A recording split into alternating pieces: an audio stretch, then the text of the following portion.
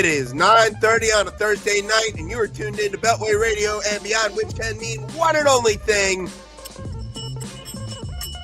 I heard the bell.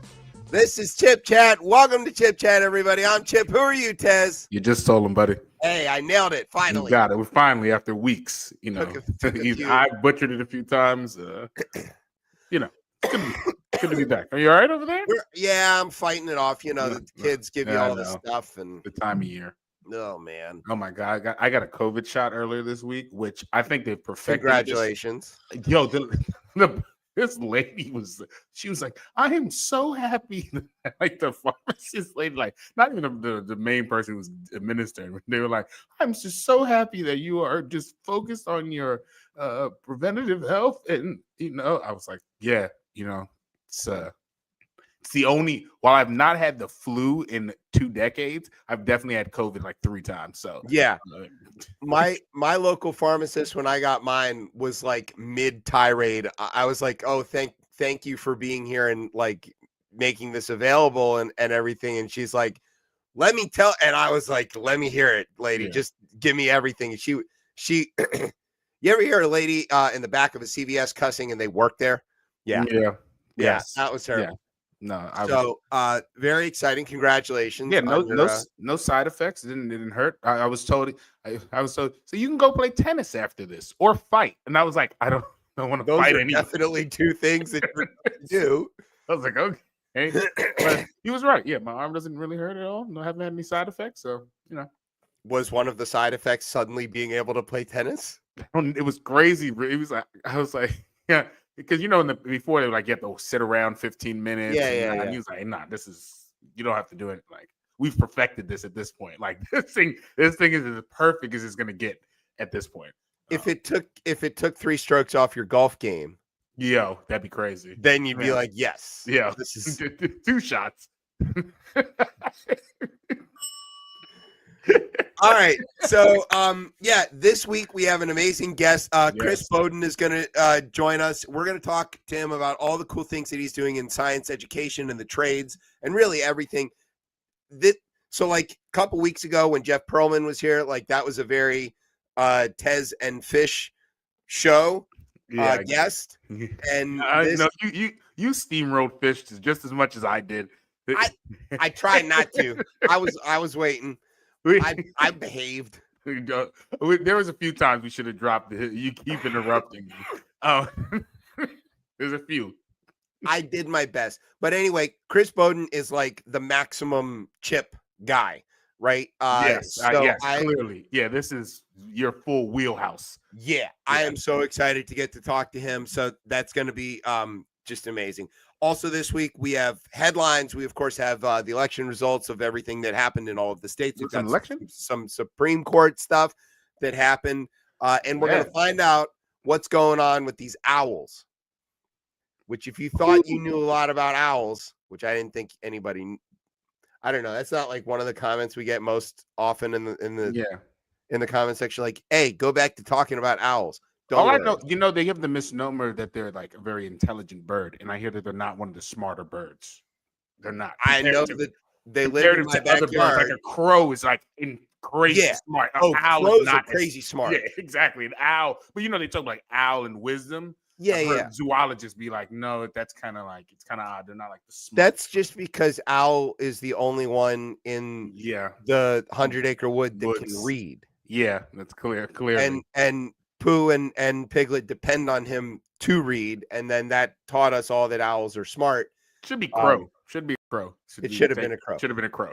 Clearly, but crows are also, how do we say this? Vindictive. Yeah. A crow. Yeah, because it's smart. That's how smart it is. Smart and vindictive track sometimes. It does track sometimes. Yeah. Don't pick a fight with a Cuervid. Okay. So anyway, it's going to be wild. There's a whole lot going on. If you see the T-shirt tonight, you might know why. We're going to cover that. Don't worry. It's very exciting. Okay. So do you have a word? Do I have a word?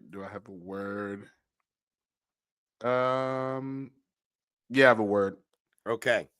I've got a word. You got a word? So sit back, grab some ballots. It's Deadly Mustard time. You're listening to the best show, the only show, Chip Chat on Beltway Radio and beyond. Sweet.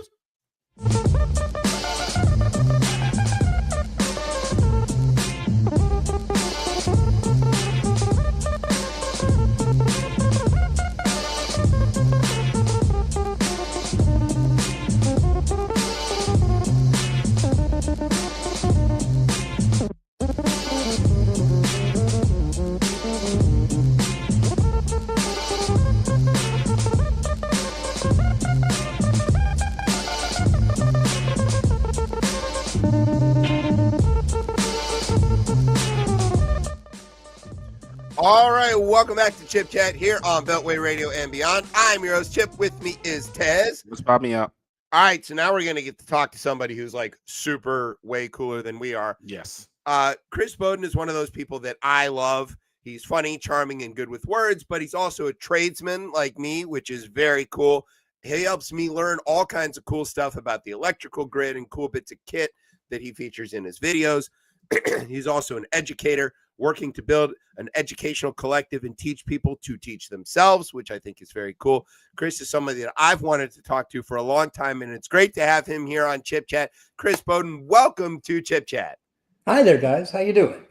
We are doing great, except for how I sound, obviously. But you sound terrible, actually. To be an audio medium, this is pretty bad, but it's okay. If I sound bad enough, I'm going to end up HHS secretary. Hey, don't tempt me.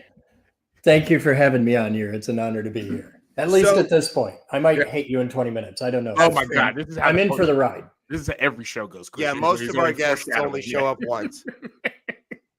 I like how you guys are like way bigger than I am. We look like a before and after picture. Like it's great. Hi, I'm the little fucker down here in the corner. I'm just yeah, hi.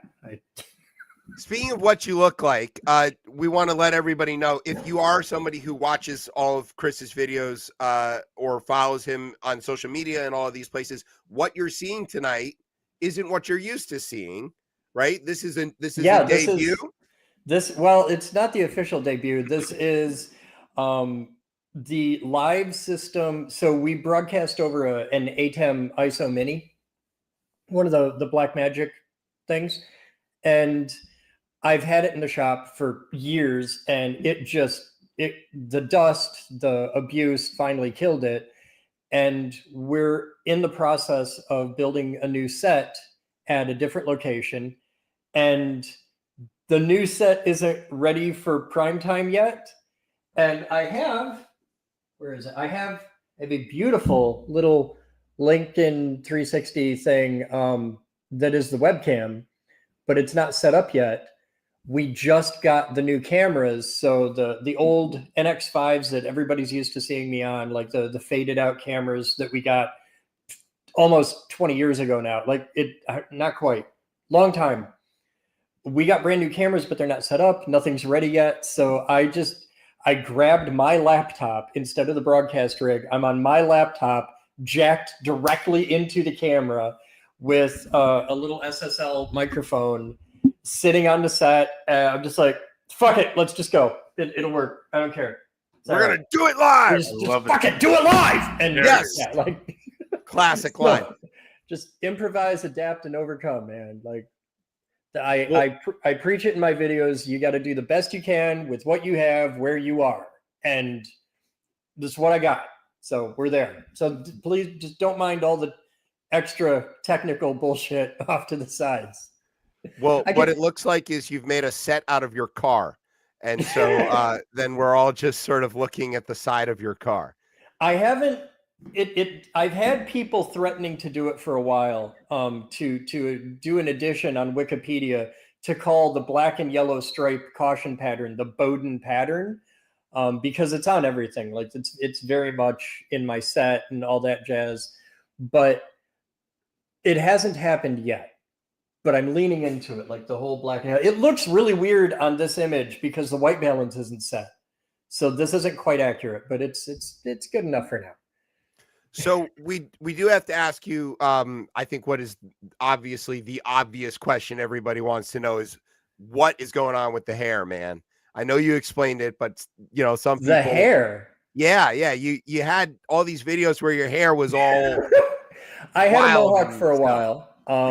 while. Years ago, if you look on the channel, there are over 3,000 episodes, and only like 600 of them are shorts. So, that's the other channel. That's Chaotic Good. That's my classroom safe channel. Yeah, That's the that's the one appropriate that it's channel. okay to show to people.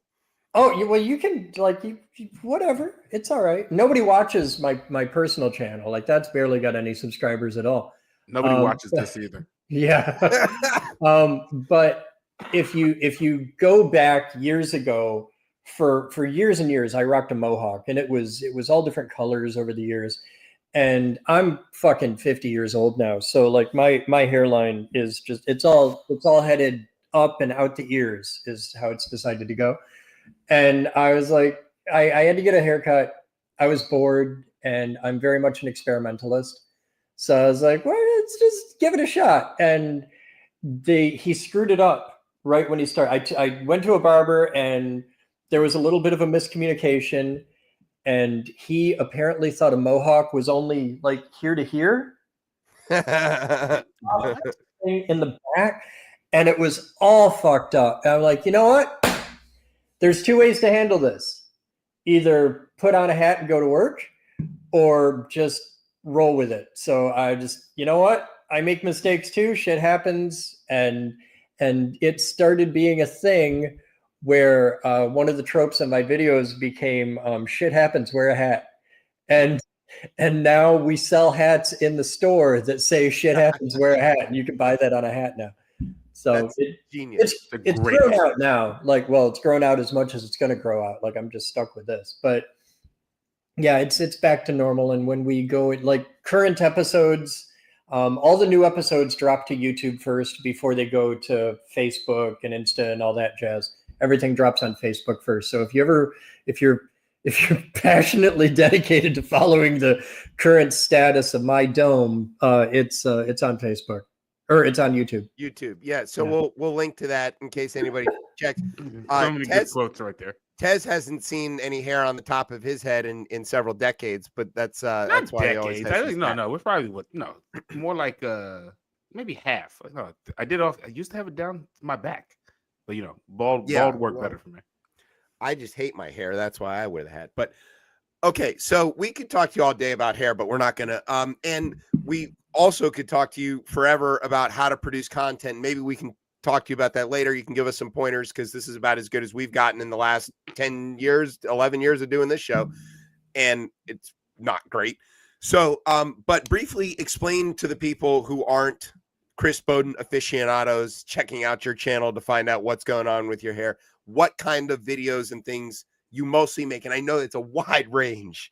But no, it's really easy. It's I got this. If you like Bill Nye, and if you like Deadpool, if you put those together, that's what I do. I make fundamentally educational videos with a huge focus on electricity and high voltage and stuff like that. That's my world. But I get into a lot of other stuff, anything that interests me, anything that I'm into. So there's audio stuff, there's physics and thermodynamics and robotics and lasers and aircraft and all kinds of fun shit. But I spent 25 years working with primarily kids. I built the National Science Institute, and I did that for 25 years. And then I got into Bitcoin and made really bad choices and went to prison. And I got to go to federal prison for a minute. Not fun. Don't recommend it.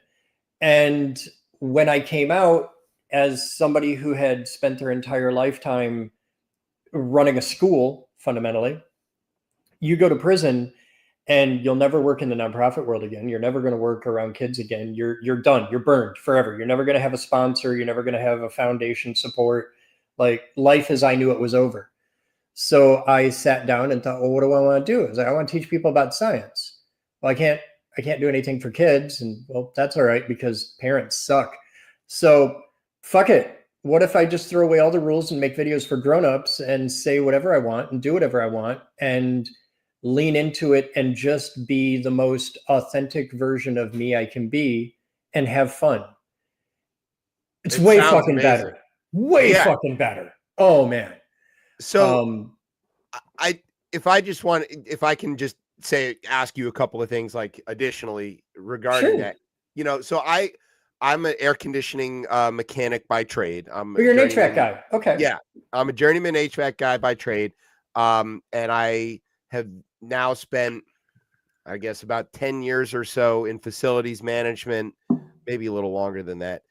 And I sort of specialize in old buildings, a lot of old central plant boilers and chillers and things like that.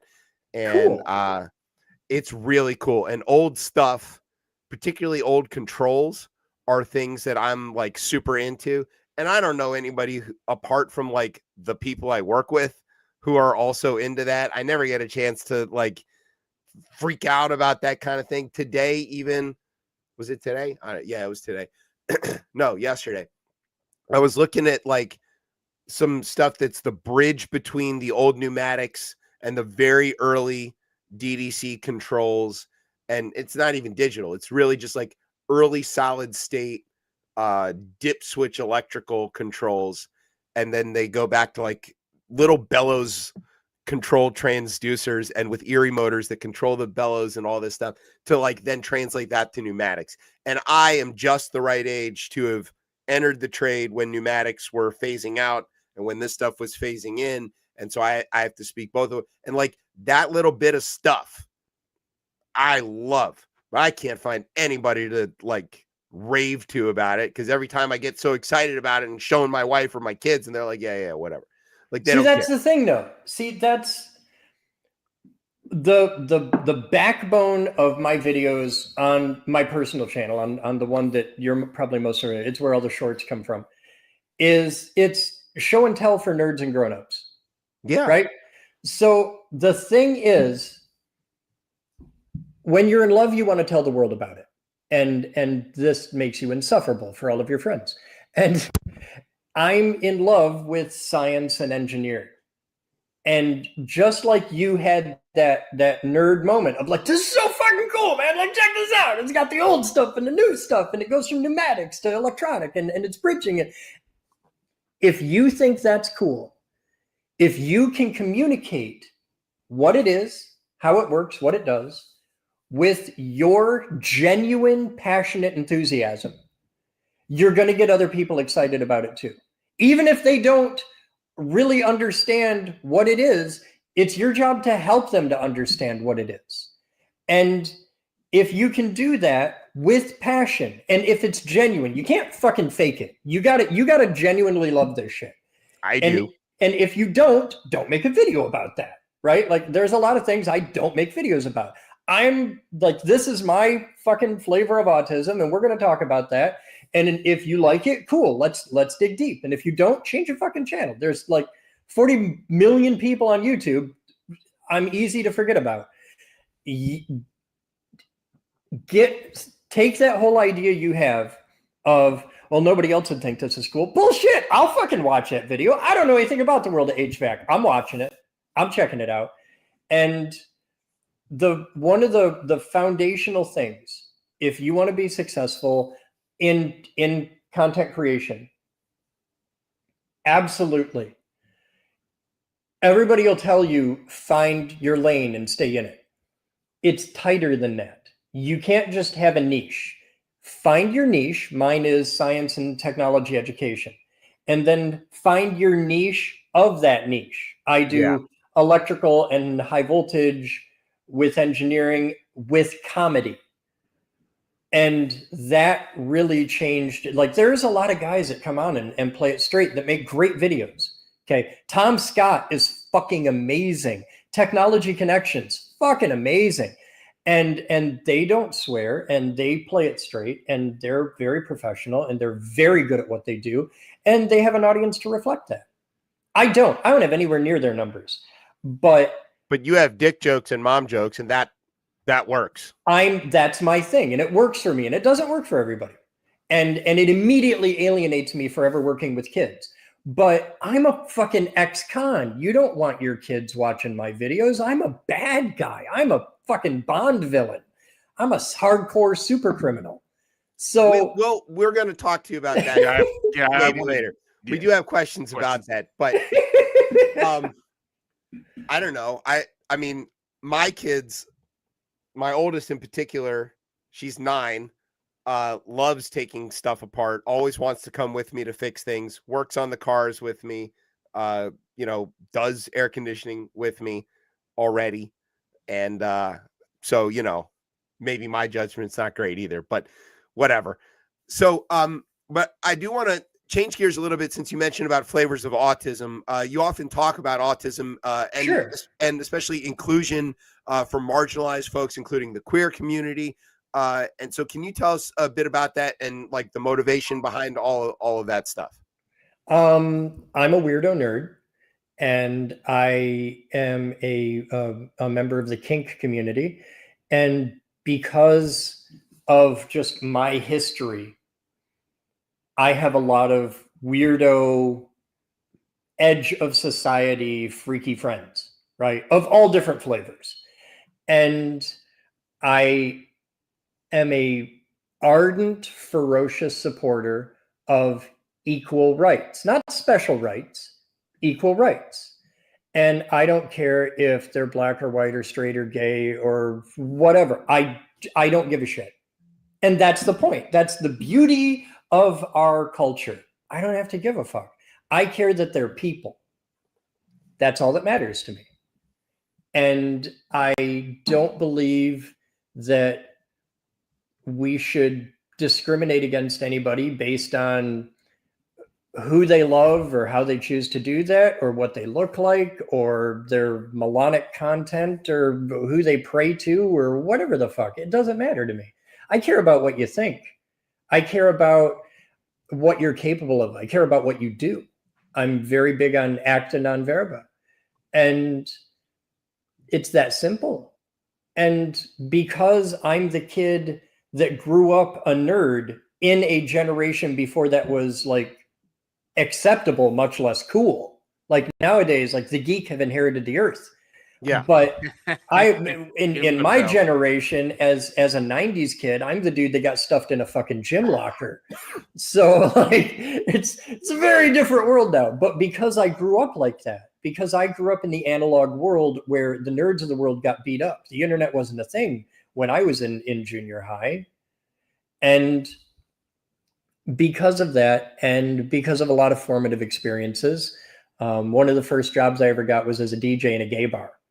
I'm straight, but I got to be exposed to the culture, and I got to just get baptized into that whole community. And then I got tossed into, just from being an engineer, I got tossed into the BDSM community, and I was like, oh, this is fun. You guys are cool. I want to play.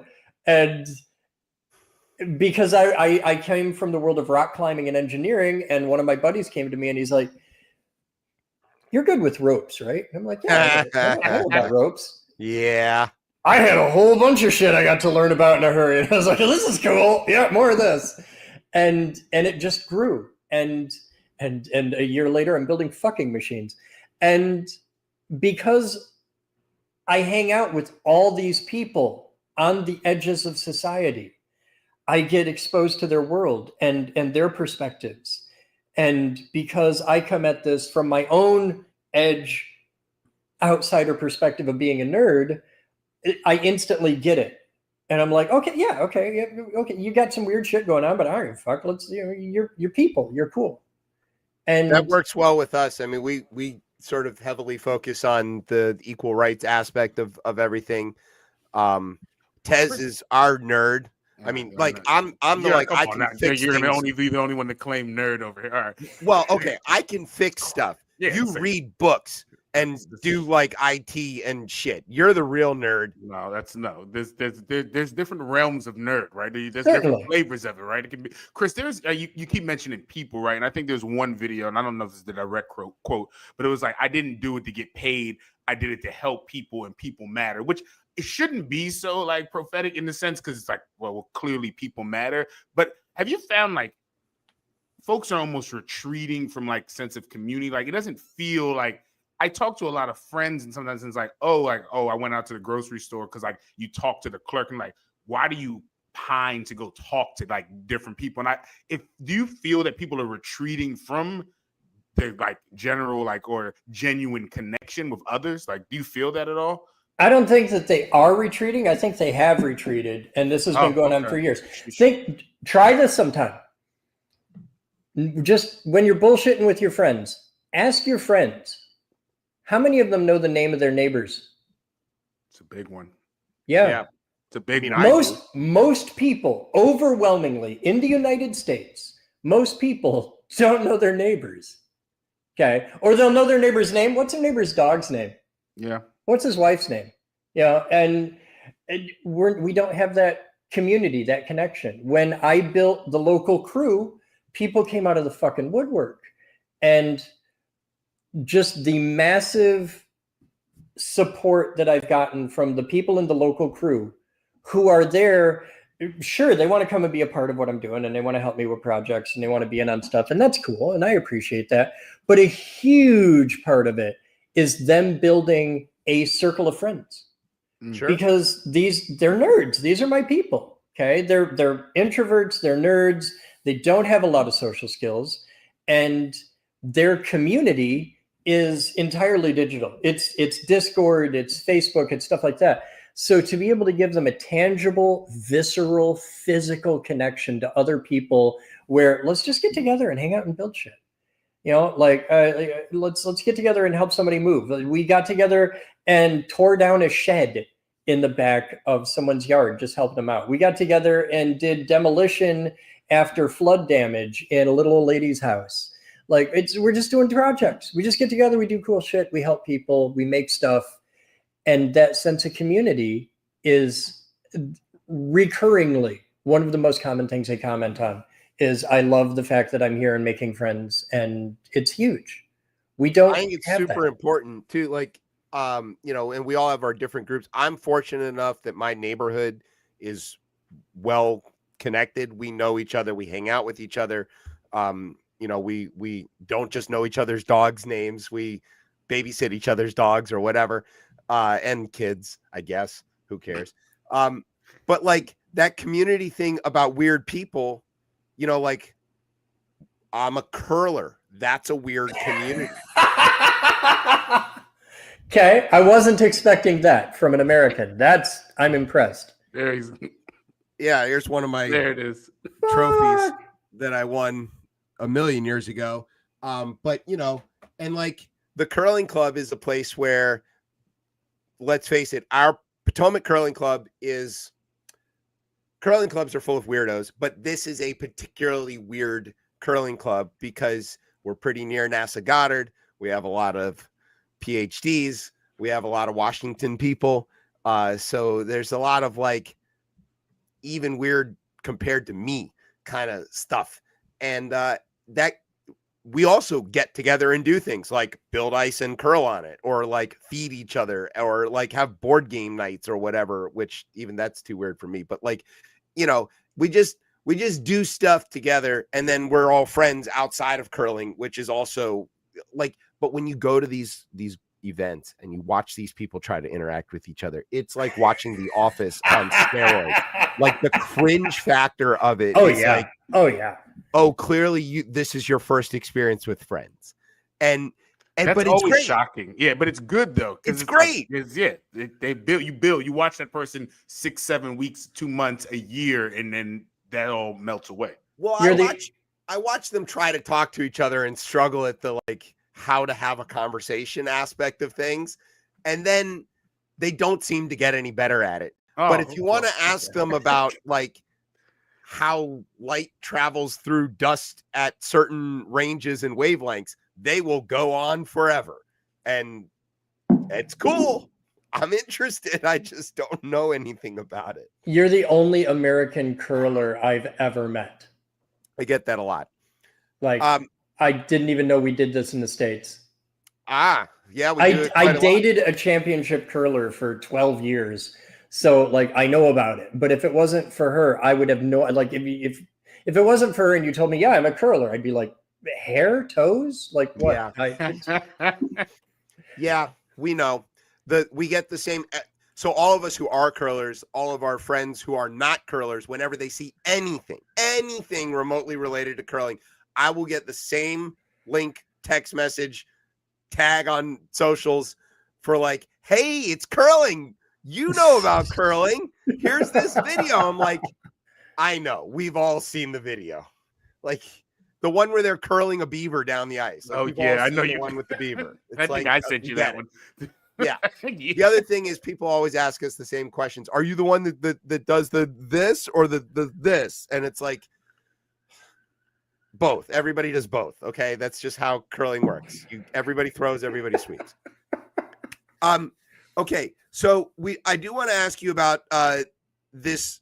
I want to ask you another autism question if you don't mind. And I don't really know how to like put these things within the correct terminology. So if I say work on the internet, you're not going to fucking offend me. I'm just saying, I just want to make sure.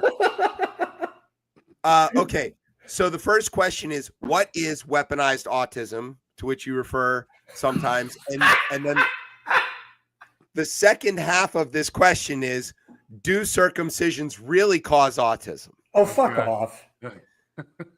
I mean, because I have one, but not the other. So and it's not the autism. So what is the weaponized autism? Okay. Nobody's ever asked me that before.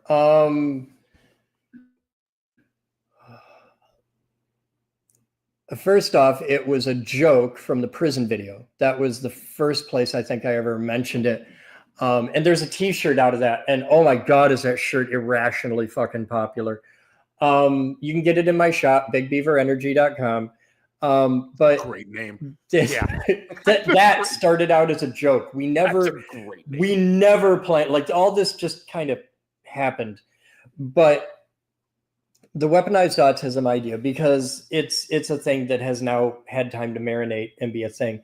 And the idea is, for a lot of people in the technical world, okay, in the world of technology, engineering, etc., the technical trades, autism is disproportionately represented.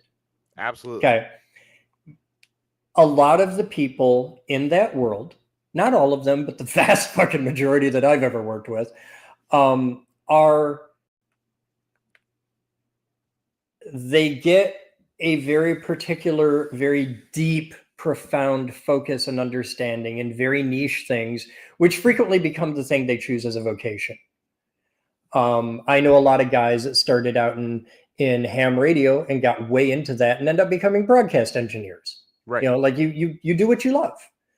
And for me, and I guess I kind of count because I coined the fucking phrase, weaponized autism is taking your particular flavor of the tism and laser focusing that in a way that you can solve problems, get paid, make money, win.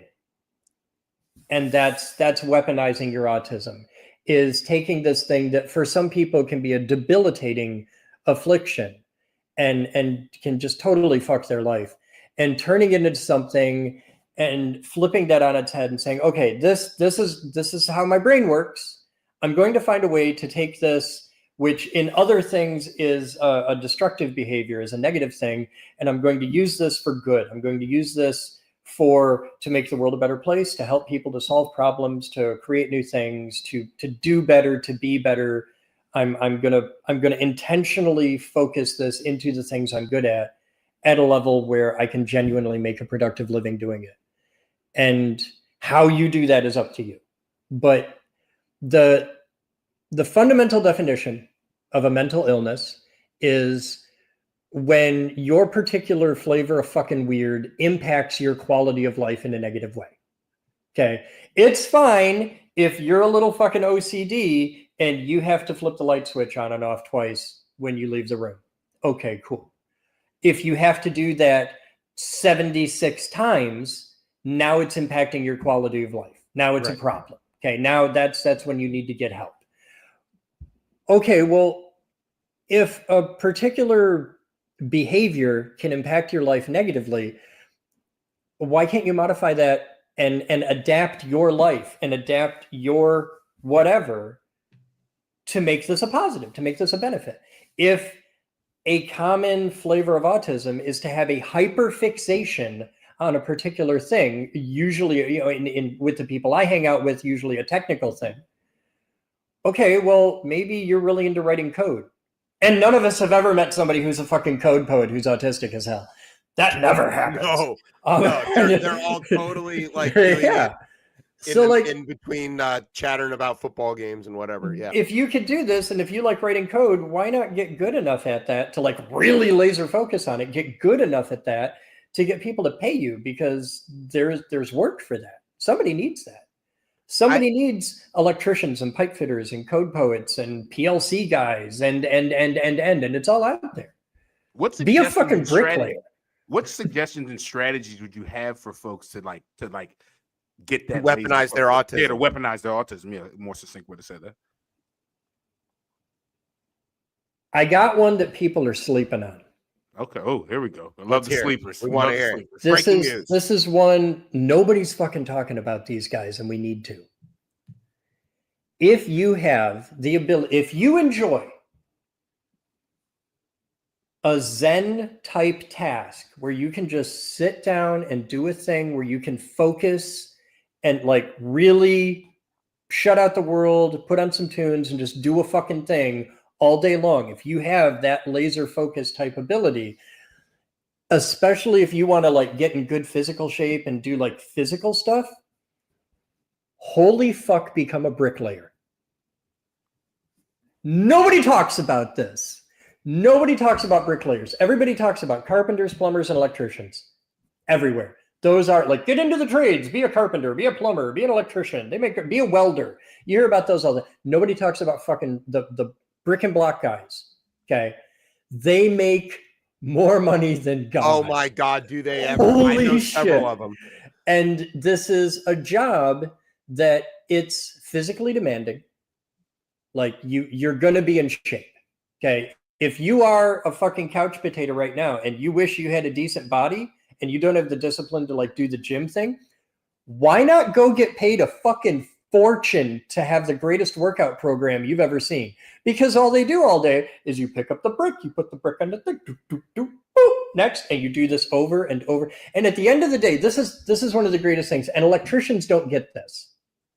At the end of the day, if you're a bricklayer, you can put down your trowel, take a step back, and see a thing you made. It's like radical visual change. You did a thing, right? Yeah. You don't get that in the electrical world. I can work my ass off for a month, and at the end of the month, we did a lot. Where is it? Well, it's all in the walls. It's all in it's see all those conduits? I did that.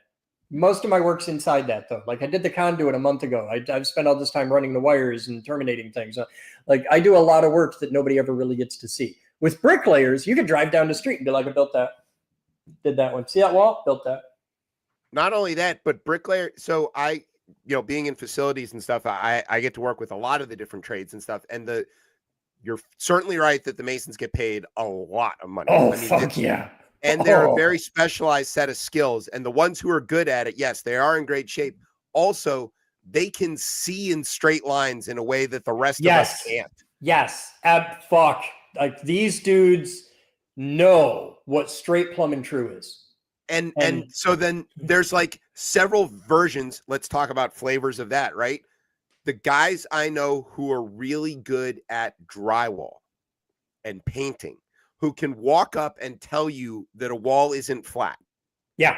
Or they walk by and they're always like looking, or they're and they're seeing like the way the light, and they're like, that's a patch, that's a thing. Like, that's crazy to me because I can't do it. I try, I'm just bad at it, and I work at it, and I still don't get. I had one of those guys tell me, if you want to get good at drywall, learn to lay concrete first. Yeah. Because you're troweling and you're smoothing, but it's heavier. So you're getting that muscle memory but then when you get to the lighter stuff, you can do it in much finer detail or whatever. I tried that. Still didn't make me a lot better, but it did make me a little bit better. So I did appreciate that. But here's another one. You want to know another, like, we'll go down your rabbit hole on this? Carpet and floor guys. Oh, God. They make a ton of money. They work like as fast as they can work is as fast as they can make money.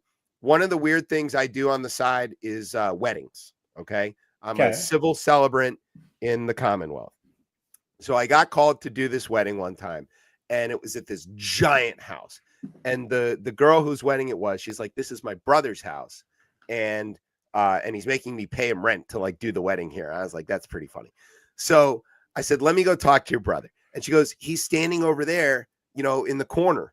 And so there's a guy standing by himself, or no, with a buddy or two, and sunglasses on, drinking a beer in like a suit that doesn't fit him. And clearly he's wearing for the wedding and doesn't wear other times. And I walk up to him and I'm like, holy shit, dude, what are you, like a lawyer or something?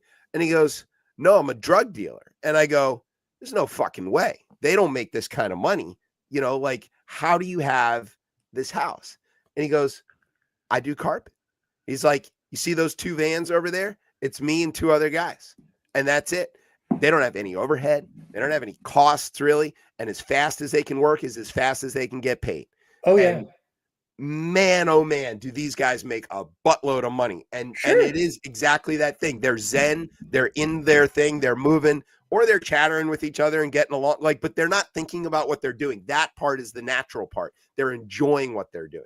Yeah, it's all muscle memory. Thank. Yeah. Oh my God. All of that stuff is the same. I mean, not the same, but like different flavors of that same thing. And it's not hard to get into this. No. Like, every crew out there, every fucking shop, every crew right now is hiring. And just walk in. Desperately so. It's I've got easy to do. Open positions right now. If you can show up on time, sober, and leave your fucking phone in your pocket, I want to talk to you. Like, we're hiring. Let's go. Yeah. And all the time. That's what I'm up against. I can't get people that can do all three of those at the same time. Well, let me ask you about that. You did mention the local crew a few times, and you know, you've made some videos about how you're sort of assembling this group of people that like the Autistic Avengers. Yes. So tell us about that and how they're working with you to help build your educational institution or whatever you want to call it. And the sets and all the other cool stuff. I got excited. Whatever. Yes. Touch of the syphilis. You're fine. It's fine. It'll go away. So what tell us about the Autistic Avengers. So I put a video out. It became very apparent that I desperately need an assistant. And my intention was to get a couple guys and just like literally a couple guys and have them help me out doing stuff, because there's a lot of behind the scenes work. There's a lot going on. And I got like 400 applicants in the first 5 minutes. It went nuts. It went fucking nuts. I got people halfway around the world that are like, I will pack my shit. I want to come work with you. I'm like, you really don't. I'm an asshole. You don't want that. And what I did is I read through a lot of applications, and I did it in a very specific, deliberate way where I could make it just hard enough, because I had too many people. So I made a video saying you have to meet these specific requirements. And the first thing is you have to be local, which eliminates 99% of my audience. Yeah. Because I didn't want to be a dick and say, yeah, I need you here, get your butt over here, and you're like 2 hours away. Like, that's not cool. So like, you got to be close. Let's work this out. And instead of hiring a couple full-time assistants, what it very quickly evolved to was, okay, let's cap it at 50 people. And we have a chat set up where alerts go out when we're going to do a thing. And it's like, I'm going to be at this place at this time for this long doing this thing. And whoever wants to show up, come and hang. And we're going to do this. And it's entirely volunteer, though I do pay them a lot for certain things. Like when I had to move, they all came to help me move. I paid everybody $100 for the day just for showing up and helping out. Sure. Which is a lot when it's like 15 people. And but we get together, we do these things, and everybody gets to learn skills. Everybody gets to build this community, and it's locked at only 50 guys. Whenever somebody goes out, we add a new one in, and there's a line of people that want to get in on this. And it's amazing. It's been a massive help to me. It's been wonderfully empowering to all of the people involved, not just me. And now I'm seeing them, like we have a private Discord away from the world, because like my main Discord's 18,000 people. Like it's nuts. So we have a separate Discord where we can get together and chat and be able to say, hey, I'm doing this thing this weekend. Do you want to come? And they're doing their own things. They've got their own little side projects. Like one guy he took a deck off the side of his neighbor's house, and several people showed up just to help, just to hang out. Just like, yeah, I got a couple tools. I'll show up. Fucking let's go. And it's great. The results from this have been spectacular. It sounds like so much fun. I kind of have that same thing in my neighborhood. It's just not as successful. Like, hey, I am going to do this, and I'll group chat it to like all of my neighbors and friends. And like, does anybody, want to come along? Every once in a while, somebody would be like, yeah, okay, I'll help you like pull a tarp over that shed or whatever. Yeah. But they never, it's like once in a while. Usually it's me and my 9-year-old like out there with a drill and like, but she's pretty good with the drill. What your 9-year-old needs? Yes. You can get these for like $20, and there's a bunch of different stores. So no, not just a toolbox. This little tiny, like it's just like Dad's toolbox. It's got drawers and shit, right? But they're like $20. It's this cute. Oh, she has her own sets of tools already. The very first thing I bought her when she was like, I don't know, 8 months old. We were rolling through Depot, and we rolled past the pipe wrenches, and she irrationally started jumping out of the seat in the cart. She wanted an 8-inch pipe wrench. Okay. And I was like, okay. Because 8 month old, that's what they want. There is no way you can hold this, but you can have it. Girl needs pipe wrench. Girl needs a pipe wrench. Yep. So I bought her the pipe wrench, and she loves the pipe wrench. She cuddles it every night. No, I mean, yeah, she's got tools. That's not the problem at all. Okay, so we do know that you're up in Michigan. Yes. And so we have a very important question to ask you. Are you Big Blue or Little Brother? Do you mean Michigan versus State? Yes. Oh, I'm gonna have to go U of M on that. Correct answer. Go Blue. Way to go. I just love to see that. Thank you. Appreciate that. This is it. I'm a huge Michigan fan. So see, I don't sports very much at all. I understand. Good. See there. I love when we have people on here that don't do any sports. I play chess. I have a body built for chess, and I play chess poorly. But I just look at me. I don't fucking football. Like that's gonna hurt. I don't football either. I watch football, and I think about football, and I argue about football irrationally. Whatever. See, that's a thing on television, and I don't watch TV. Like I just don't. I am television, so I don't. Yeah. I don't. I like books. See, nerd. Look. Yeah. I try to tell you. All right. I like books. So speaking of books and nerd things, this is a setup for when you come back for the next time you come to visit us. Alleging that I get invited back. You will be invited back. You'll get invited. You are very much invited. So would you come back some other time and tell us about the crypto story and all of that? Sure. And maybe explain to us, because I don't know about Tez, but I don't think that I haven't personally moved past this understanding that crypto is basically Beanie Babies with serial numbers. And so it's so much more than that. See, that's why we need you to come back. So fundamental rule, and I'll say this here on the air, it is beyond your ability to embarrass or offend me. I've been fucked by people that know how. So don't ever be afraid to ask me about anything you want. There are certain things I won't talk about. I keep my private life pretty private, just because it's dangerous. I'm just famous enough for it to be a genuine pain in the ass. So I tend to keep my private life private. But you could ask me anything you want. You're not going to offend me. You're not going to embarrass me. I went to prison. I did federal fucking time. I walked 2 different federal prison yards. I've been fucked by people that know how. I've been hurt by real people. You're not gonna hurt me. You're fine. All right. So we're gonna, when we have you back, we're gonna have you back to talk about crypto, because that is a thing that I'm still trying to get my head around. We've had several people on here, one of them, including one of our friends who's a lawyer who specializes in crypto. Okay. And you should have him on, not me. I'm the guy that went to prison for it. Get the lawyer. She has tried several times to explain to us why there should be regulation, why there shouldn't be regulation on what and how it works. And so far she has been unsuccessful in getting any of it to stick in my brain. So maybe we'll have you both on and you can sort of explain that. I'm probably not the best person. I'm more interested. Still be ready the next time we're going to go to prison. She can get you out. I'm more interested in the coming out of prison and then the inability to re-enter the workforce. Yes, and we'll have you back what I really third time to talk about it's being a returning citizen and all yeah, that. exactly. So I have a little quick one for you on that. Okay. When I got out, I was required by my PO to have a W-2 job, right? Required by my PO. I know we might be going down. This is halfway house shit. Right.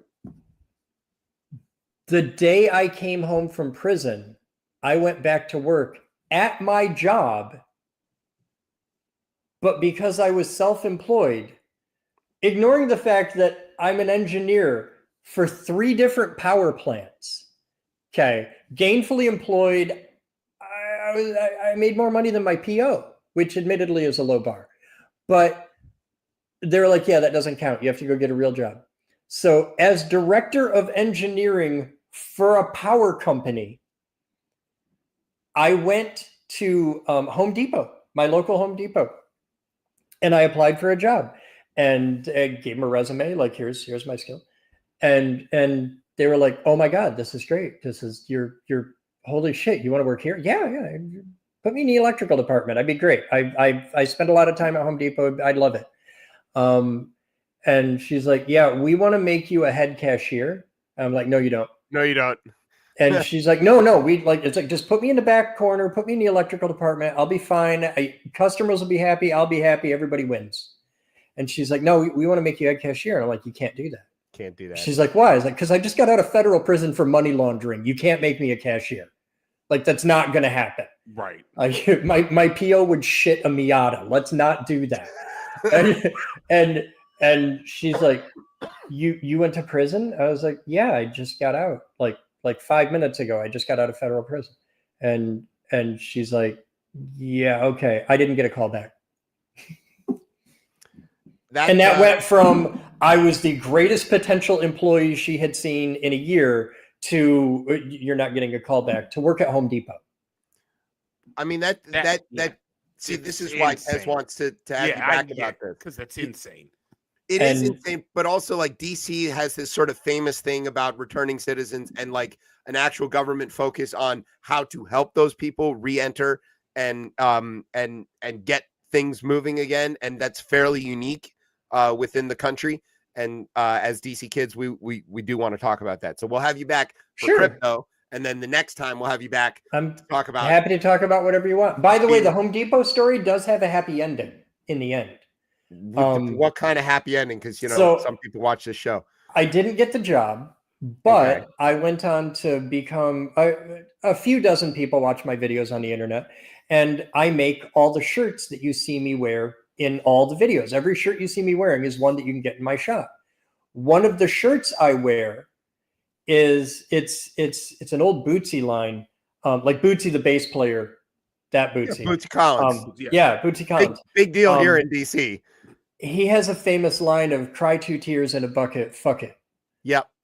I have a T-shirt that has a very distinctive, the very distinctive orange bucket that says "Chuck it in the fuck it bucket," and it's on a Home Depot orange bucket with the same font, the same lettering, and all that. I wore this into Home Depot, and a couple employees saw it and were like, "Dude, where do I get one of those?" So I showed them. I was like, "Here, I got a card. Go to this website," and they scanned the QR code. So now 90% of the employees at my local Home Depot have these shirts, and they wear them at home. They don't wear them to work, obviously. She bought, the woman who would not give me a call back on a job interview owns one of my shirts, and I don't think she knows it's the same guy. I'd be willing to bet she has no idea. But yeah, she bought 2 of my shirts. So I'm like, That's fuck it. Yeah, Bootsy Collins is a big deal here in DC. Really? We have this thing called Go-Go. That's going to be a whole thing. We'll have to explain to you about that. Maybe we'll mail you. Yeah, teach me about fucking Go-Go, because that's a new thing. I mean, hey, wait till you hear about this new band that just came out called the Bee Gees. No, not that kind of Go-Go.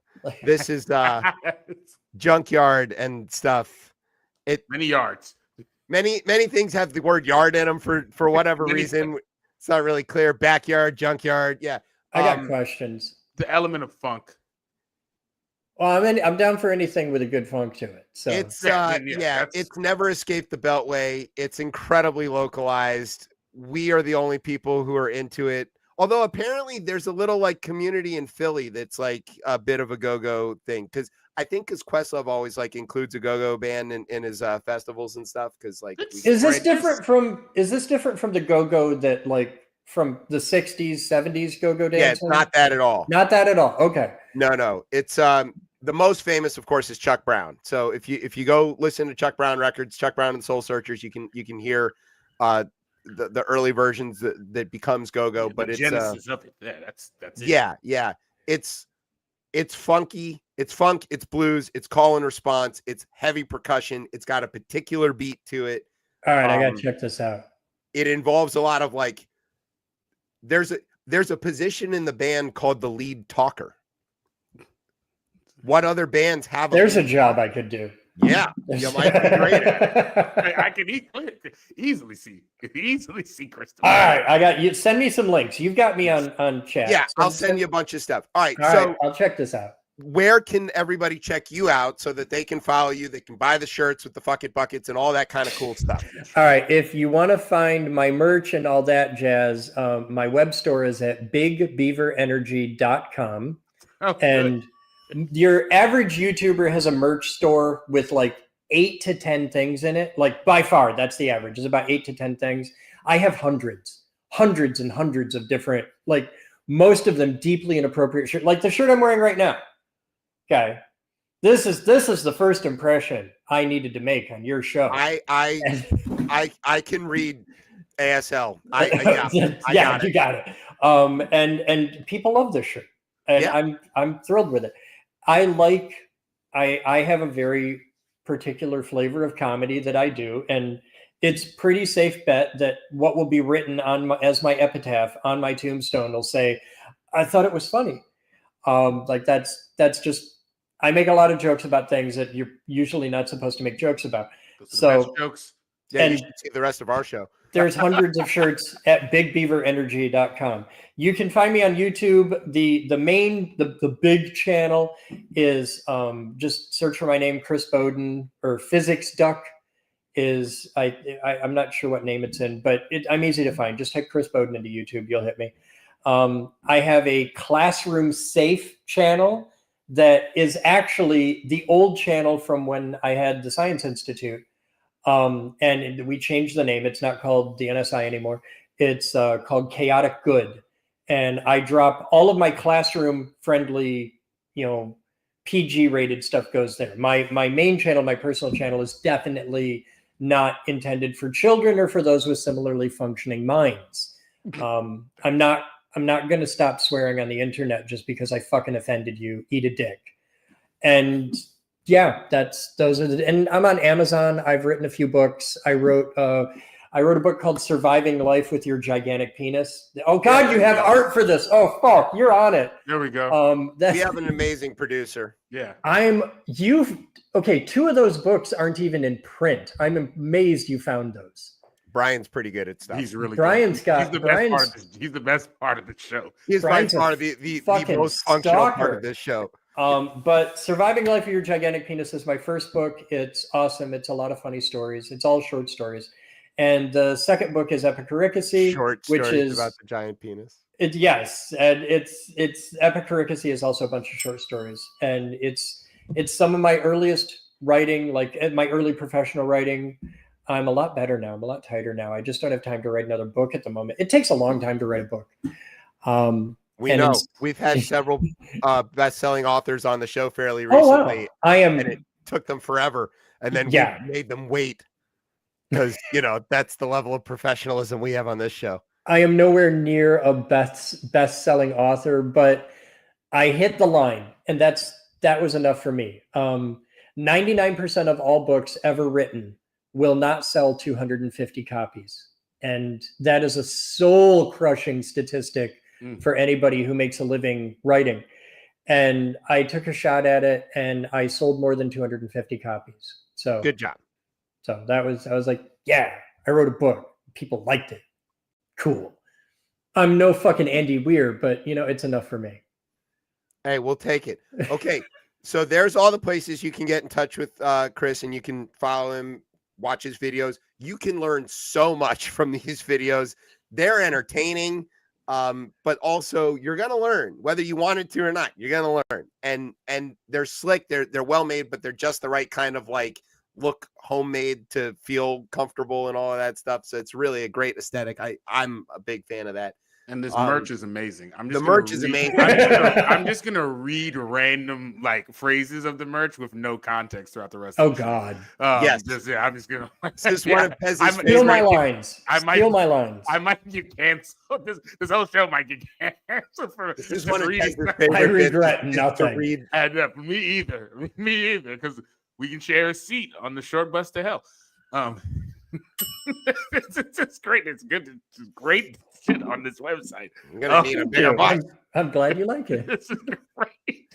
I'm really proud of it. I see. This is amazing. I put a lot of work into that, and every single shirt on there is one that I created. I don't do all the artwork myself. I have a team for that, but I go to them with an idea of like, I want this on a shirt, and then they go off and they make artwork for it, and then we put it up and see if anybody wants to buy it. And it turns out there's a lot of really sick motherfuckers out there. I love you people. Thank you. Well, that sounds like a great place to leave it. So, and if you want to get a ChipChat shirt, you can try to get one from Chris, but I don't think he's going to have one. I have a question for you. I got to ask. I have a question. I looked at your logo. Like when we went into the intro there, I saw your logo come up for the first time. You're an HVAC guy. Yes. But you have a fist with thunderbolts like the IBEW logo. Yeah. What is this poser bullshit? You're fucking Sparky's representing, yo. So, like what? So first, let me just in defense of my trade. Okay.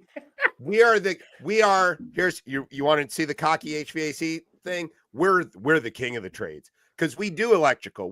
We are running electrical. We're running controls. Yeah, get that 24 volts going. That shit's dangerous. That's just the controls. I mean, we only go up to like 480 and stuff like that. We're not running the big stuff, right? But no, those are really supposed to be like for a radio broadcast. So it's really like a radio tower. Oh, okay. Because it's it's just radio. So you're not riffing on the IBEW logo. You're riffing on the old RCA logo.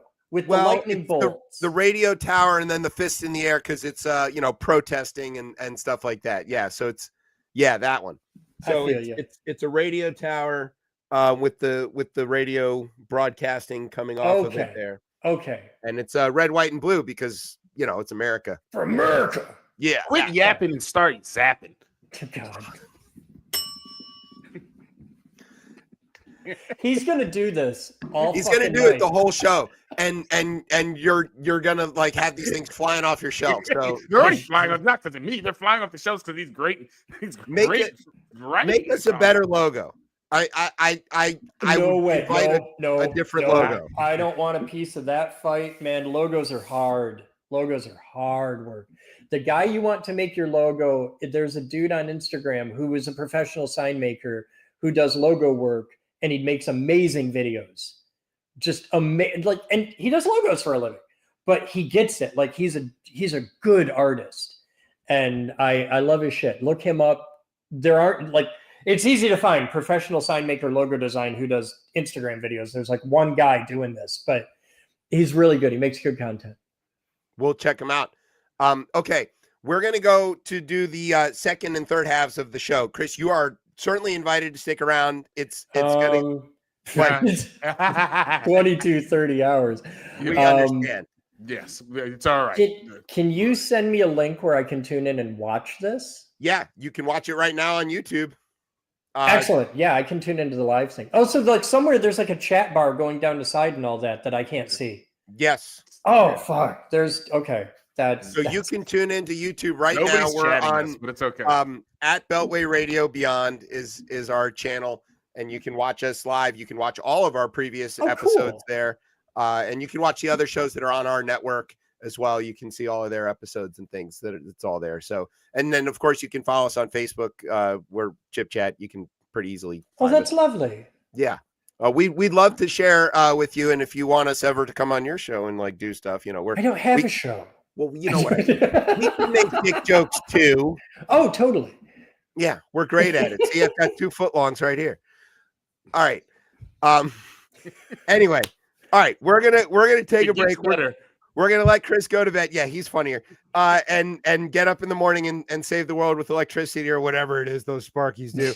And we're gonna take a break. Chris Bowden, thank you so much for joining us. We cannot wait to have you back. Thank you. And we just love having you here, man. It's so cool.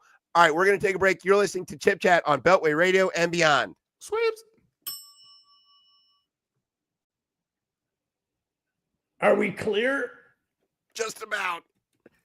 Fuck. He gets it. I bet you'd like to know. Yeah, 1, 2, flicker. You wanna pump my speakers. 3, 2, 3. Better blow your mama's teeth out. Don't you like I'm bigger than a split, like I'm Nino. Wish you Larry conscious, set fire to my sneakers. 1, 2, flicker. Might need some anesthesia. See me in the bleacher, but I cut up like a nigga. You like a picker, then I wanna spit like a Rita. You see me, you feel me, you got me. Eureka, what you want?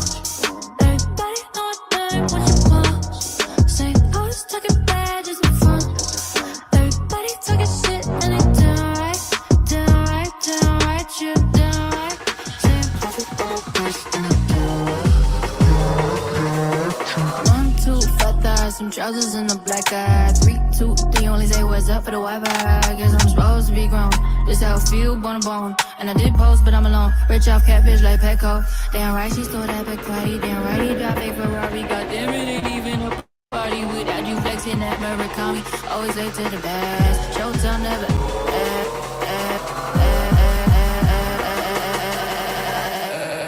What you want? Everybody know what you want. Say I was talking bad just in front. Everybody talking shit and they down right, shit down right. Say I'm classy on my wrist and they down right, shit down right. Say I'm biting on the hits and they down right, shit. Your boy got a rat doll hair, you want a quick bite with the lights on there. Your pop got a beat with the J's there with the wipe just sucks. You got no flair on. Clap that religion, moonlight thanks when I make my decision. Bye, better watch your precision. Wanna be me, but you got no ambition. Bonita, hey, bonita, get up, bonita. Hype there, bonita, hype, bonita, get up, bonita. Hype there, bonita, hype, bonita, get up, bonita. Hype there, bonita, hype, bonita, get up, bonita. What you want? Everybody know what you want. Say I just came to play like a song. Everybody talking shit and they down right, shit. Say I'm classy on my wrist and they down right, shit down right. Say I'm biting on the hits and they down right, shit. All right, welcome back to Chip Chat here on Beltway Radio and Beyond. I am your host, Chip. With me is Tez. What's popping up? And that was awesome hanging out with Chris. It's great. Man, what a guest. You know, we've been hitting pretty good on the guests lately, and we've got some more great ones coming up just to let everybody know. I think it's you. Next week we're supposed to talk to Sonari Glinton, formerly of NPR, and with his cool new project about vanilla, which is not about vanilla. And then Bo Corley is going to come back and do some chefing right before Thanksgiving. So love it. It's gonna be fantastic. All right. So now we're on to the part of the show which is the headlines. This is gonna be a late one tonight. I don't know if anybody actually tunes in for this, but this is the thing that I my favorite part of the show. I don't know. Maybe the other parts of the show. I have a lot of favorite parts. It's a good show. A lot of good parts. Many people are saying this. Many people are saying. Now, we do have, I don't care what order. I know. There is one that you have to read. I will get the order right. I'll start this off. Okay, there you go.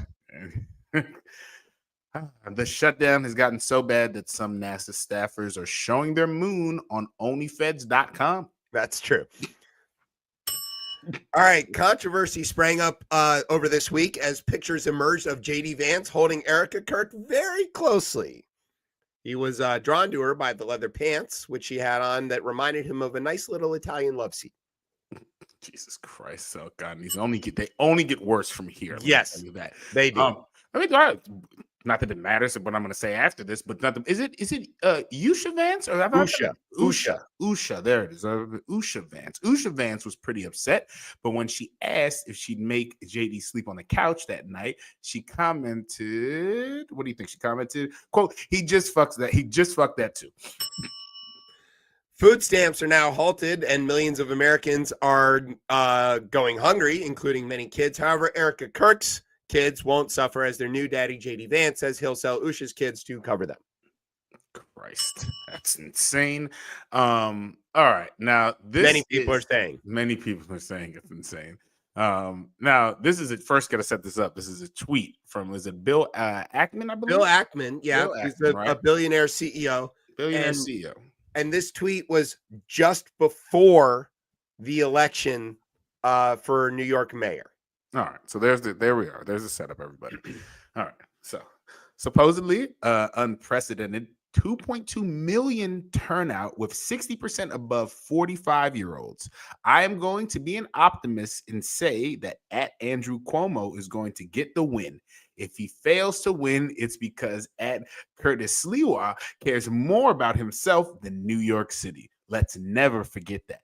If Andrew wins, he's going to be a great mayor. Why? Because he will owe nothing to the Democratic Party, but maybe he'll owe Donald Trump, and he will be working only for his legacy. He can therefore do whatever is right for New York City for the long term without worrying about the political consequences. @Real Donald Trump is going to want to work with Cuomo to make NY great again. MNYGA. You heard what I said. He didn't say this part. YGA. Say many GA. No. God. Say MANYGA. No. And then they go, who?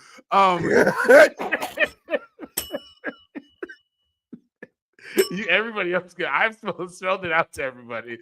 You guys can maybe guess what MNYGA spelled out might, just what it might. Especially because of the way he wrote out how you're supposed to say it. Yo. I'm not saying it. Exactly. I don't even fit the way this is written out and who it's coming from. It's just, I don't know if this is accident. This obviously is an accident. But this is clueless white bread. But you're not supposed to say nuclear, and then there's another one. Oh yeah, exactly. That's clearly it. I think the president and Cuomo respect each other, which increases the chances that they will work well together. We will know supposedly by 9:30 p.m. We knew by 9:30 p.m. I'll tell you that. Yeah. So don't say it. Don't say it. Don't say MNYGA. Yeah. Again. Don't say it. No, it's no hard ER, but still, don't say it. It's not a hard ER. It's not great. It's not great at all. All right. Curtis Sliwa finished my NYGA. That's really, nigga. There you go. Curtis Sliwa finished a distant third in the mayor's race in New York, but came in a close second in name difficulty. Yeah, you know. Sliwa. My NYGA. More name difficulty. No. Stop helping. Sorry. This one you got to read too. King Charles stripped his brother. Sorry. Oh God, let me compose myself. King Charles stripped his brother Andrew of his titles. Worse still is when Andrew will also have his Prince Albert stripped. Ouch. All right, in Virginia, Democrats won landslide elections for all statewide races and a supermajority in the House of Delegates. Ghazala Hashmi is the first Muslim woman elected statewide anywhere in the country. Abigail Spanberger is the first woman governor of the Commonwealth. And Jay Jones is probably something special, but who cares? Hey, he somehow, top of the ticket, dragged his ass along. She pulled him up, man. They We're dragged going to talk about that later, but yeah. And unfortunately, my NYGA lost. I'm speaking. The Dems also won big in New Jersey as Congresswoman and former Navy helicopter pilot and woman with the confusing name, which it's Mickey Sherrill, right? It's Mikey. Mikey Sherrill. Yeah, there it is, right? Trounced a Republican opponent, Salami. Go. Got to do it. I might butcher this one too. Is it Salami Cacciatore? Cacciatore.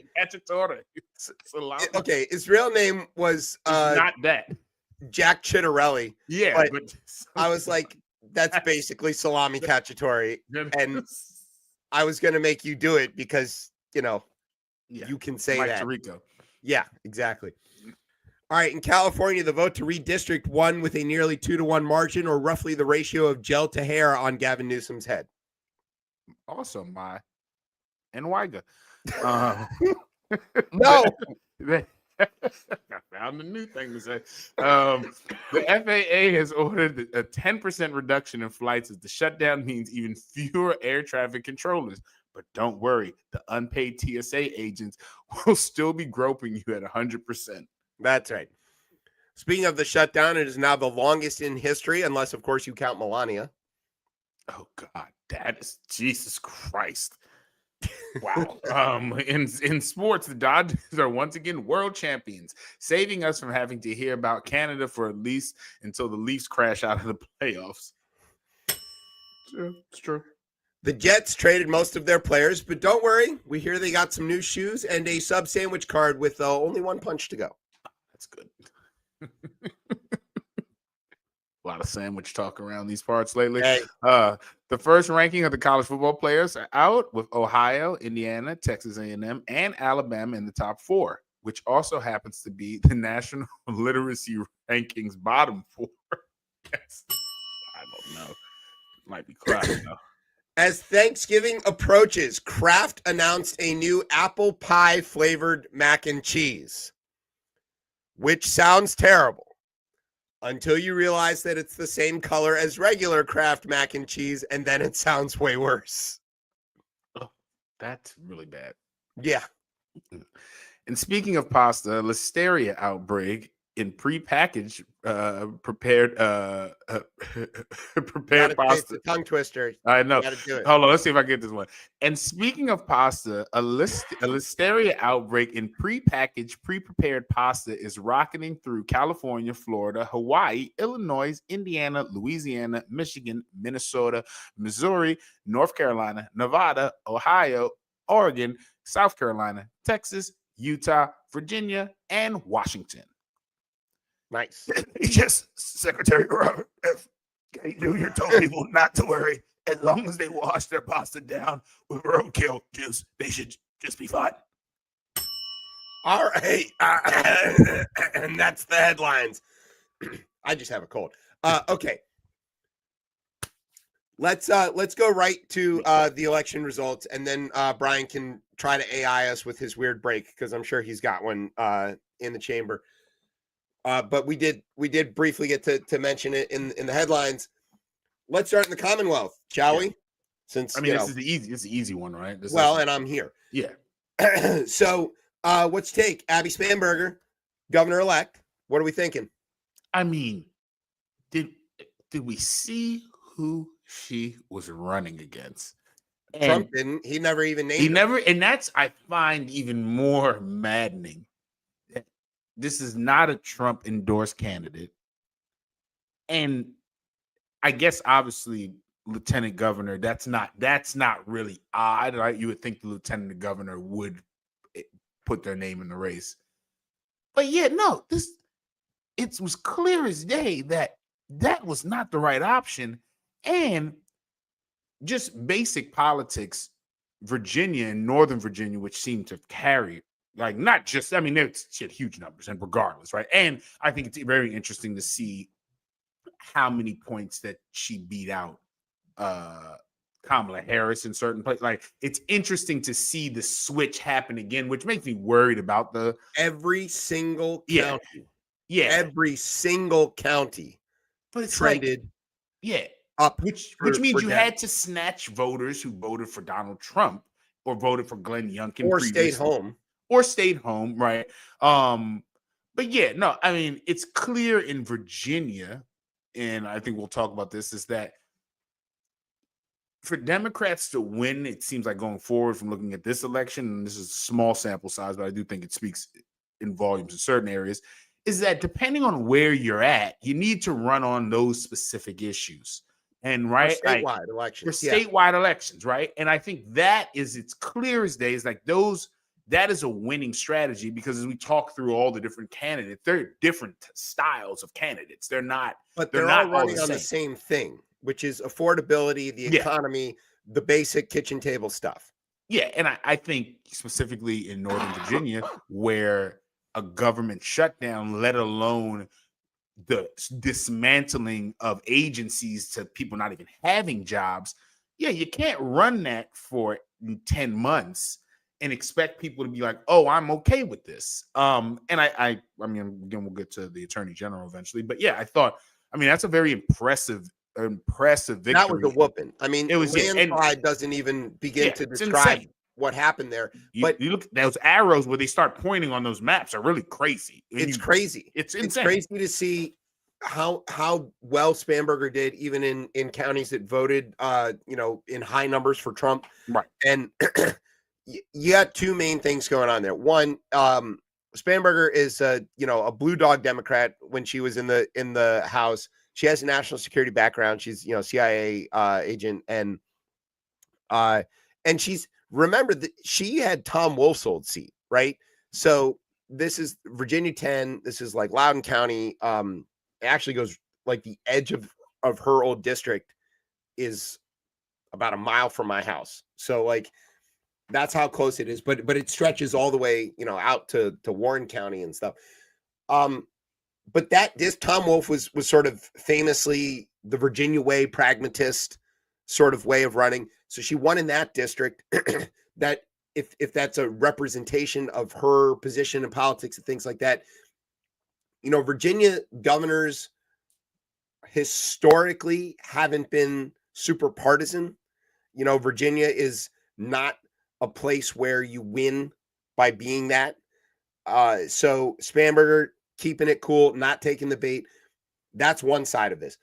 The Republicans ran the worst possible candidate they could have come up with. She's an empty suit in the first place. She did nothing lieutenant governor in Virginia doesn't do anything. Right. But she didn't do a good job of really like riding up on Youngkin's coattails. He didn't do anything to help her At all. She raised no money. She had no national party support at all. And a national party that has a ton of money. That has a ton of money, but they figured they couldn't win based on it being the off-year response to Trump and that was already a lost cause in the first place, or she's a black woman and they don't like her. Right. But her bus caught on fire. Like the metaphor is strong.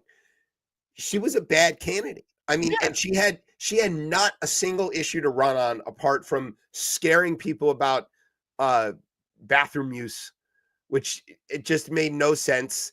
And it was not a motivating issue in the state where, as you mentioned, the federal workforce is a huge part of it. The shutdown harmed Winsome Sears's candidacy. Trump harms her candidacy. Like it's, okay, so Spanberger is good, but also Winsome Earl Sears is bad. She's a bad candidate. Don't run her again. I mean, if you want to win. It's clear that she has no backing from the Republican Party or Donald Trump because she conceded. Well, they all conceded. I thought that was absolutely whooped. Yeah, but that's fine. That party doesn't. I was very surprised that there was a concession made. Even at those numbers, I was like, well, let's just see how they say this was stolen from. Yeah, they're gonna call it fraud. And that didn't happen. And I was like, interesting. And that was interesting to me. Again, I do want to like make a point for the Virginia way, like that. It doesn't fly here. Like there isn't, even in the Trumpiest parts of Virginia, there is no like animosity towards the governor. Like it's not a thing we do. We do pragmatic, middle of the road governance in Virginia. It has always been that. Even when we had George Allen and Gilmore and these guys, like you might think of them as pretty Republicans, but they didn't govern as such, and they didn't crash the economy. And Virginia's economy is very tied to the federal government. It's very tied to, the Navy and all of that, and the education system in Virginia, and all of those things. It's tough to be a partisan hack and be effective here. So I don't know. Speaking of partisan hacks, though, and like lack of support from the national party, you want to talk about like John Reed running against Ghazala Hashmi. Again, lieutenant governor doesn't do anything except preside over the Senate. And Youngkin tried to push him out of running in the first place. Like he not only didn't have any support, they were anti-John Reed, in the Virginia Republican committee because he's openly gay and apparently a big fan of Nazi pornography. It's tough to win on that platform. Can't see why he lost. But good job for Ghazala Hashmi. She is the first Indian American elected statewide in Virginia. She is the first Muslim American elected statewide in Virginia. She was already the first of those two categories elected, to the House of Delegates when she was serving as delegate. And, lieutenant governor doesn't do anything, like we said, but it's teeing her up, right? It's the next in line. So let's see. But what she doesn't have to do, and what this is going to make a difference is, presiding over the Senate, she doesn't have to cast any tiebreakers because the Democrats have the tie broken in the Virginia Senate. And now in the House of Delegates, a super majority, and not just a super majority, 64 out of 100. Huge. I mean, that's from the top of the ticket, though. I think the top of the ticket drives that, right? It's part of that. It's also picking good candidates, working the bench. I think when Charlie was here last and we were talking about the Democratic bench in Virginia, he mentioned that the bench is very deep. You've got people who really know their districts. These districts got redrawn, my delegate changed, for example, but they got redrawn through the commission. Wasn't gerrymandered or anything like that. But it was even still like a big pickup. And we flipped. We had a 51. Now we have 64. Like, think about what that flip looks like. It's an absolute rebuke. And it sets Virginia up really well for this redistricting plan, because we had the vote on the redistricting prior to the election. You have the election, then you have another vote on it in the House, passes out of Richmond, and then you can have the referendum on it, which we could get done in the spring, get the districts redrawn before 2026. So like it all bodes very well. Let's talk about Jay Jones. He was a bad candidate too. I mean, he was cooked. I thought he was cooked. He was pretty empty in terms of like his background. He had been, committee chair of various things in the House of Delegates, but he wasn't like some sort of rock star or anything like that. I didn't even vote for him in the primary, but he then got stuck with this text message scandal that they ran into the ground. Like and they spent money anywhere. They spent money on those ads. But they tried really hard to tie that to Spamberger somehow. And, Miyares is out there making a case that he's a prosecutor and knows how to protect Virginia. But the attorney general is barely a prosecutor. That isn't the role. Right. And if Virginians are worried about the Trump administration attacking the Commonwealth, you don't need somebody who prosecutes things. You need somebody who defends Virginia against Trump and who files suits, And so that's what Jones ran on. And, talking about the coattails pulling. I mean, I thought he was going to squeak it. I thought that this was like the chance for a split ticket here. And Miyares could like squeak it out. Miyares was going to win this. But this was by normal measure a landslide. I mean, he won by like 7. And right, there's no way you can condone his text messages at all, right? But I thought what another piece that was interesting is that the Democratic, I guess, apparatus in Virginia did not push him out. I found that to be very interesting there. It was because all the early votes had already been tallied. Oh, okay. So that they were just like logistic wise. It was a logistic impossibility. And if it had happened earlier on, could have replaced him, sure, maybe, but there wasn't any reason to. But by not doing this, right? And even if it's logistics, like, and again, you don't want to have your candidate have text messages come out like that. No. But do you not pull them? Do you not pull the candidate and be like, hey, you know what? We're gonna run, because like these numbers are kind of insane that he won the way he did. Like this, I didn't think it would have been that close. That's a strong coattail aspect, but also, you run it anyway because the coarseness of politics now, right, is that, and right, and to paraphrase Newsom, like Democrats need to stop showing up to gunfights with feathers. It's just like, sure, it's distasteful. Sure, it's not what we want to do. Sure, it's not the sort of thing that I personally think is like Al Franken stepping down, right? Like, which again, like that one, like again, I see why it happened, but I don't know. Or does that happen now? No way, right? No way in hell, right? That doesn't happen now.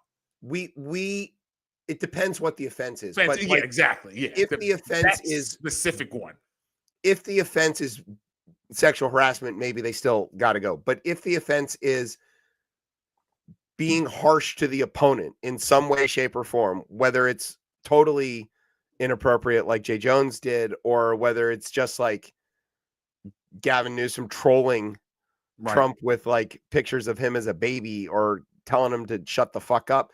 Like, yeah, I'm excusing that. That's a perfectly acceptable way to behave at this point. Which is crazy. I've been saying on this show for years. It's a little crazy though. Again, a thing I have been down saying. Howard Dean. That nothing. Yes. He didn't do anything. He just went, That's all he did. And I watched that take down a whole. I've never seen anything like. I was like, wait, he didn't really like. Wait, you're unfit for office because he was too excited. He was too excited. Yeah, that's all he did. I don't know of him to do anything. A person, maybe someone will go ahead and dig some shit. I don't know of him to do anything else during that campaign besides that, and that took down his whole campaign. And Took down the now, whole thing. But we are a century away from that now. I mean, it is exactly. You're right. It is the thing I've been saying on this show for a long time is that the Democrats need somebody who's willing to go out there and call names and act shitty and like, fight fire with fire and call them what they want. And I have been saying it should be me, but I'll take Newsom as like a close second. Let's go to New Jersey briefly, not in real life. That would be terrible and disgusting. But I like Jersey. You like everybody.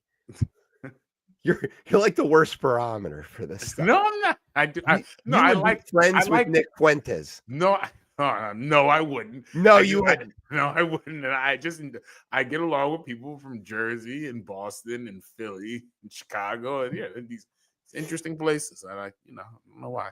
All right, so in New Jersey, Mikey Sherrill beat the snot out of Jack Ciattarelli. This is Ciattarelli's third time running for this seat. Maybe that tells him he ought to not do that anymore. He lost by 3 points to Murphy on the last go round, and then he lost by like 12 or something. I mean, and again, this is a thing where Trump basically guaranteed Cheryl was going to win because he threatened the bridge and the tunnel project, and all she had to do is like run on that. And she's like, hey, the Republicans want to take away your tunnel. And hey, Jack, are you going to stand up to Trump and tell him, no, you have to build the tunnel? And he was like, no. And so like, well, okay, open and shut. I mean, if there's one thing people in New Jersey care about, it's fucking commuting. Yeah. And same in Northern Virginia. I mean, most people like when you build a new tunnel. Okay. People like infrastructure. They like infrastructure. Nobody gets upset when you expand. Now they get upset as you're doing it. Yeah. But once it's done and it's like, oh, I like this road. When you they forget about the inconvenience and the traffic pattern and all of the shipping lane closures and that stuff. Random night you were stuck for 35 minutes because stuck on the goddamn Wilson Bridge every time they opened it. Yes. Because you do a radio show in Greenbelt, Maryland, and you live in Virginia. Yeah. And you always get stuck when they're opening the bridge. Yeah. Yeah, I know that feeling. Yeah, no. I mean, Jersey, again, a different I don't think they're not, that race wasn't too different, I would say, from Virginia, right? But to the point where they still were focused like directly on the issues. But I mean, these candidates aren't like extreme liberal, like.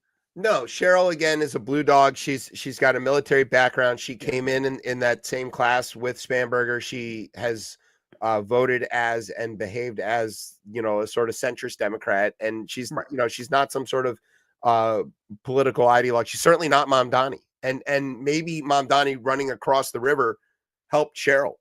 Right. Because, Democrats who are uncomfortable with something that progressive could look at Cheryl and say, well, yeah, but she's not that. So like, that's fine. But let's go across the Hudson. Let's talk about New York City. Sheesh. So Mamdani won, and he barely got over 50%. So we don't have to have a runoff or anything like that. But like beating Cuomo by more than what Sliwa took up. Right. That tells you a lot. And this guy, he's got this incredible. Can you put that picture up again? All right.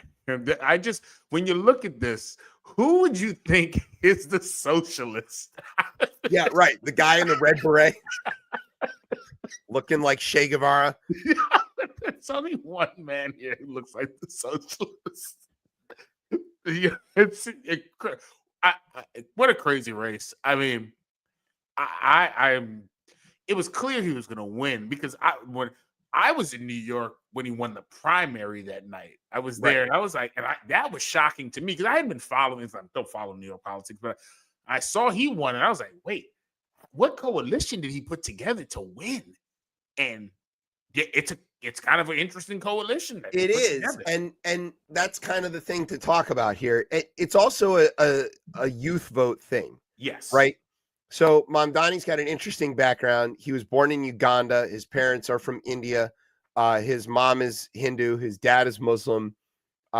He was a bad rapper as a kid. His mom is like a film director or something like that. Something like that, yeah. Like maybe won an Oscar or something. And so he has all this like talent, and he's incredibly media savvy, and he was so smart at leveraging socials and interviews and getting all this earned media and stuff. And he was incredibly disciplined on message. God, he didn't stray. You talk about a dream. I think that they counted it up, the average of he could get back to a message on affordability in less than 2 sentences. Carville, and no matter what anybody asks. I was watching Carville talk about this, and he was like, I do communication classes. This is who you need to watch about staying on message. Yeah, it's incredible. I mean, he is on message all the time. Now, will he be able to govern to achieve some of the things that he campaigned on? Probably not. If he gets one thing done, I think that's huge. But I think it's actually worth bringing that up, because part of the argument against Mamdani was the stuff he's promising is kind of fanciful and like not really doable, or requires Albany to get involved or whatever. Which some of that's true. That's true. I think it's all true. Right. I think everybody who voted for him knew that and didn't care. Right. Because what they're voting for is what they want to have happen. And what we've talked about on this show several times is just because it's impractical doesn't mean you shouldn't vote for it if that's what you want to do, and it's probably not going to happen. But to have somebody pushing in the general direction that you want it to go is what you're voting for. And the other big criticism against him is like, New York has a large Jewish population. How's he going to do with the Jews? Apparently pretty well, especially amongst younger progressive Jewish folks who are reliable Democratic voters. Let's just be clear about that. I mean, to win the primary alone, like he had to get a lot of Jewish votes. You got to get a lot of Jewish votes. And it seems like there was a pivot, not in like an extreme pivot, but a pivot in the sense of like, hey, no, once he wins the primary, I want to hear from everybody, right? And hear from the people who don't necessarily, who maybe I've even offended in the past. He didn't run from any of that. Also, mayor of New York doesn't get to set U.S.-Israel policy. And so, he didn't talk national politics or international politics, which the current mayor is, God forbid, let's not talk about Eric Adams and international anything. Exactly. And then the Cuomo is like clearly like when you have that many groups that form together against one person. I mean, that speaks in volumes. That tells you that person's got a message that people are tuned into. And I mean, the only thing international about Eric Adams is his bank account. And Mr. International. He kind of like is a factor in this too, because he didn't run as an incumbent. He was a toxic incumbent. He's wildly unpopular. Nobody likes this guy, not on the left, right, or center. He wasn't really that great as a mayor. The internet loves him. He's great for memes. Yeah, but he wasn't great at mayoring. No, and he was corrupt as fuck. I mean, if you look at the mayor of a city as being a person who's only for self and siphoning off all the city resources, he's a great mayor. Yeah, right. He's the best mayor ever. He reminds me very much of Mayor Quimby in The Simpsons, like in that he is entirely corrupt and self-interested. Like, wait, all fat Tony, you promised me goat Ohio, on the milk, and it's like rats. What do you mean you're milking rats? He does really feel like a Mayor Quimby character. So like Mamdani is running on affordability, basic good governance, no corruption. And that's it. And like, look at who they brought in to run against him. Cuomo, you're talking about corruption and scandal. This guy's loaded with it. What was terrible the line? Candidate. There was a line that Sliwa had. It was something like kills grannies and snatches panties or something. It was something crazy. And I mean, and Sliwa hates Cuomo. First of all, yeah, they've hated each other for decades. Let's start there. Now think about a lot of the people who voted for Mamdani had voted for Cuomo several other times, right? Yeah. As governor. Governor, And he was like a scion of big New York machine Democratic politics. Cuomo could hang his hat on certain things. The Guardia, he could hang his hat on. There's like a lot of big projects that he could look at. He's a goddamn Cuomo. I mean, the Tappan Zee Bridge, Exactly, I mean, right? It's a bridge. He can do all of those things. However, he's not Mario Cuomo, and he's not Chris Cuomo, who also basically got run out of his job. He's Andrew Cuomo, who got run out of his job twice. And terrible candidate. I mean, he's like the Winsome Earl Sears of New York. Just terrible, terrible choice. California redistricting. There's like two things I want to mention about this. One is obviously the margin here, and that it won like in this crazy 2-to-1 ratio. I mean, that is 2-to-1. And there's a different poll out here where people didn't actually believe that this should happen. That's what I want to talk about. Yeah. 92% in the exit polls said they should have independent commissions. They don't want this. Nobody wants this, but they voted for it because they see it as an existential necessity. And they are right. Until we get to a national commission on redistricting or some law that forces the states to do that by commission, which again, constitutionally tough, might require an amendment because the states are supposed to draw their districts and the feds really can't tell them how to do that. No. Well, and considering that they struck down all these other pieces of the Voting Rights Act, which involved the feds telling the states how to run elections, and they've done it on that ground, I don't see how you can really get there from here unless you have an amendment. But we should have independent commissions. We should have fair representation. We should have more competitive districts. We shouldn't have gerrymandering. The people of California are very clear about that. They don't like this at all. I think a big reason they were willing to vote for it is because it says it's temporary. Right. Yes, they worded this correctly.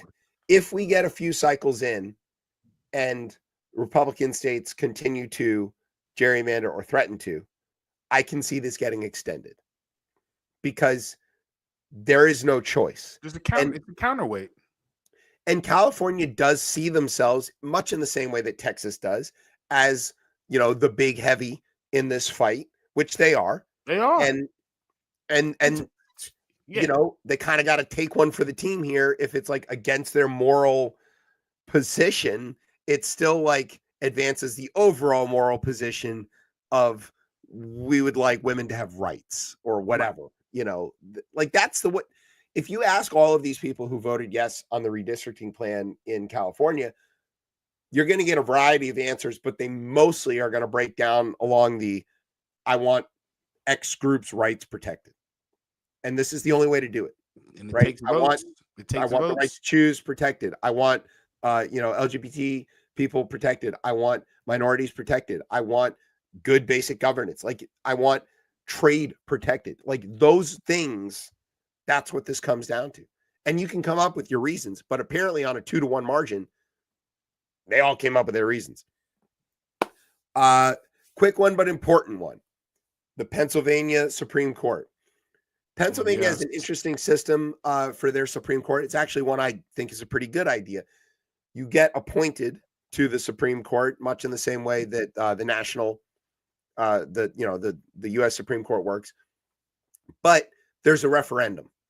And after you've been on the bench for 10 years, there is a straight yes or no vote on should you stay on the bench. And if the answer is no, then the governor has to appoint somebody new. If the answer is yes, then you get to stick around until another 10 years. And, people say people ought to do this for marriages. You should have to like renew. Yeah, I've heard it. Yeah, renew. Yeah. I'm not a big fan of that because I probably lose, but in any case, like all three Democrat appointed justices prevailed and got a yes vote, a resounding yes vote. They won by a lot. And this really matters because Pennsylvania is one of these states where Democrats outnumber Republicans in total registration, but Republicans have gerrymandered their way into control of the state house and into the congressional representation in ways that are not numerically representative of the actual state of Pennsylvania, or Commonwealth in this case. Wisconsin's another one. Michigan's another one. There's several examples of this.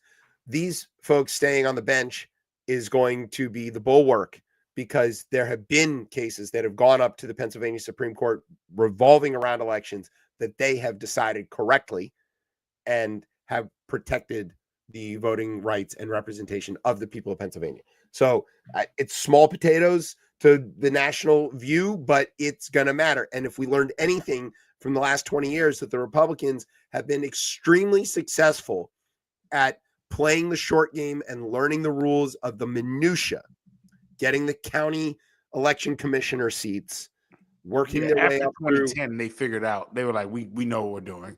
Yeah. Get control of state government, redraw the lines in state government to protect your control of state government, and then use those to redraw the lines for your congressional representation. And I mean, it's a pretty brilliant playbook, to be perfectly honest. It's dastardly, but the only way to beat it is you got to play that same game too. And the Democrats have failed to really pay attention at some of these other levels of government. And this is a good example of where, okay, eyes back on the ball. I need someone like Vogt, who went into a cabin after Donald Trump lost, to like strategize what he's doing now. I need that on the Democratic side. So I don't know who's in the cabin right now figuring out whatever project, call it whatever the hell you want, Project ChipChat. Don't you listen to this show? We've been telling everybody what to do for fucking years. I think you could sell people on constitutional amendments. I think you could sell a lot of people on that if you packaged it correctly. Because that's clearly where we need to get to. It needs to start there. This whole thing needs to be rewritten. It needs to not be rewritten. We need to add more amendments to it. Let's not, Look who's out there rewriting things right now. You're watching Heritage meltdown. The states do go in and I feel like the states do a decent job with their state constitutions. But they're always amending them. They're always amending them. So that same thing could happen with the original document. Just be careful. We don't need Alabama amending things. No, but maybe we do need certain people in Alabama amending. You want things. Birmingham amending? Yeah, there are certain. Not the rest of Alabama, above or below the Black Belt. Okay. All right. Georgia Public Service Commission, 2 statewide races, 2 Democrats won. Hasn't happened since the early 2000s for that race. Again, it looks like small potatoes, but it is the backbone of future campaigns. It is the infrastructure on which these things are built, and it didn't involve Stacey Abrams. And so, not that I have anything negative to say about her, but she doesn't win. So we got to move on, and we got to find new leaders. There's other ways that she can support. She can raise money. It's insane. Yeah, exactly. Go raise money, Stacey, and she does. And write books, trashy romance novels. We love them. And then, of course, the very predictable Trump reaction to all of this, which is to say, I wasn't on the ballot. That's why these people lost. They never came and kissed my ass enough. That's why I didn't endorse them. It was rigged in California. It was all the mail-in voting. One of the reporters asked Levitt about that, and she's like, oh, yeah, mail-in voting's the problem. And she was like, well, I'm from Montana. We've had only mail-in voting for however long, and Republicans keep winning that state. Are those votes rigged too? And she's like, shut up. Next question.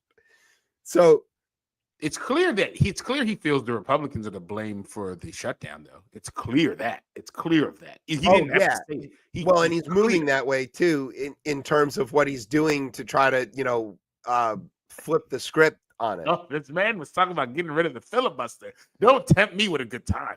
Yeah, right. What? I was like, wait. First of all, I know one thing that we were thinking about ways to break the fever pitch of Donald Trump. The filibuster removal might be one where Republicans wake up and be like, whoa, wait, what? Well, this heritage meltdown has caused some of them, including Ted Cruz and Lindsey Graham, to be like, all right, guys, the Nazi stuff's got to go. Yeah, I saw them condemn Fuente, Tucker Carlson and yeah, I mean, they came right out and said it. And which now, 2 weeks from now, will they be back? I don't know.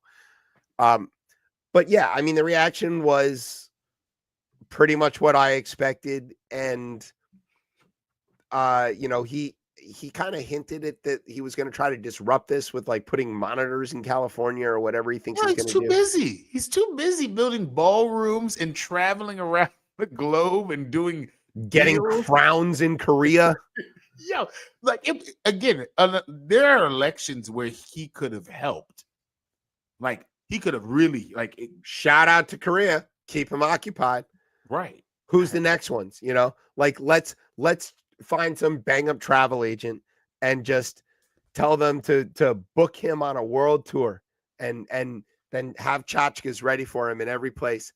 So he just gets, a nice little gift everywhere he goes and keep him out of here. Tearing down the East Wing during a government shutdown during huge election. I just don't think those things build a golden ballroom. They don't work well. I don't think they work well when you told all your base, and not even your base, other people who voted for you, that you were going to bring prices down. Guess what's not happening? And then he threw a oh my God, a great never hurt anybody party while food stamps were cutting off. Hey, he got the DJ though. He only throws parties to DJ. It's clearly that's what he's doing. That's all he does, right? That's all he does. He loves to play. What's that fucking blind guy? Oh God. I don't know, the blind opera guy and YMCA. That's like his songs. What a terrible DJ he is. It's really bad. We can't get the rights to anything else. All right. Here's what we're gonna do. We're gonna take a break.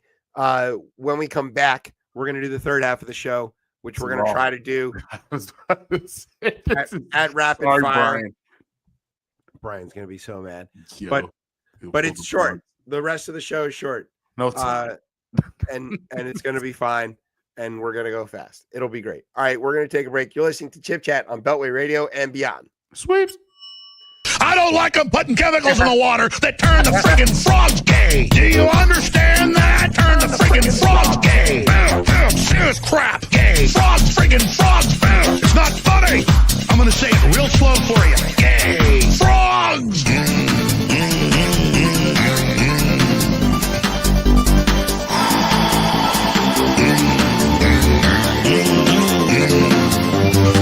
Won't you fight for your life? Gay. Frogs, friggin' frogs. I don't like the frogs. Gay. Friggin' frogs. Frogs. Friggin' frog crap. Won't you fight the frogs? It's not funny. I'm going to say it real slow for you. Frogs.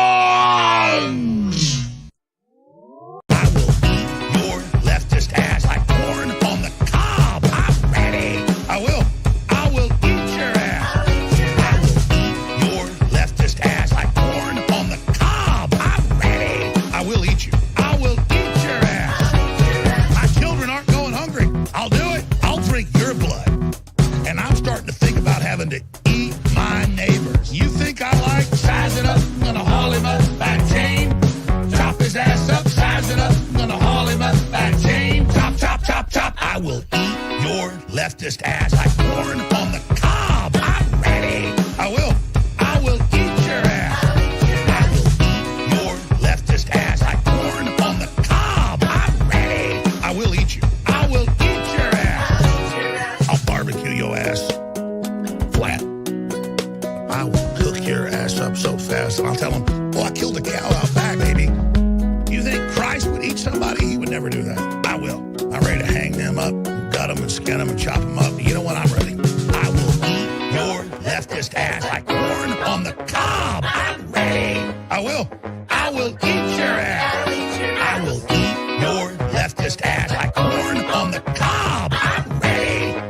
eat you. I will eat your ass. I will eat your leftist ass like corn on the cob. I'm ready.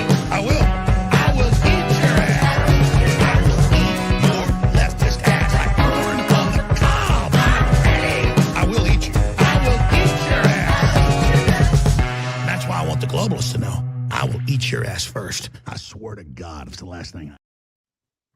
I also want the globalists to know that this is Chip Chat. Welcome back to Chip Chat. I'm your host, Chip. With me is Tez. Yeah.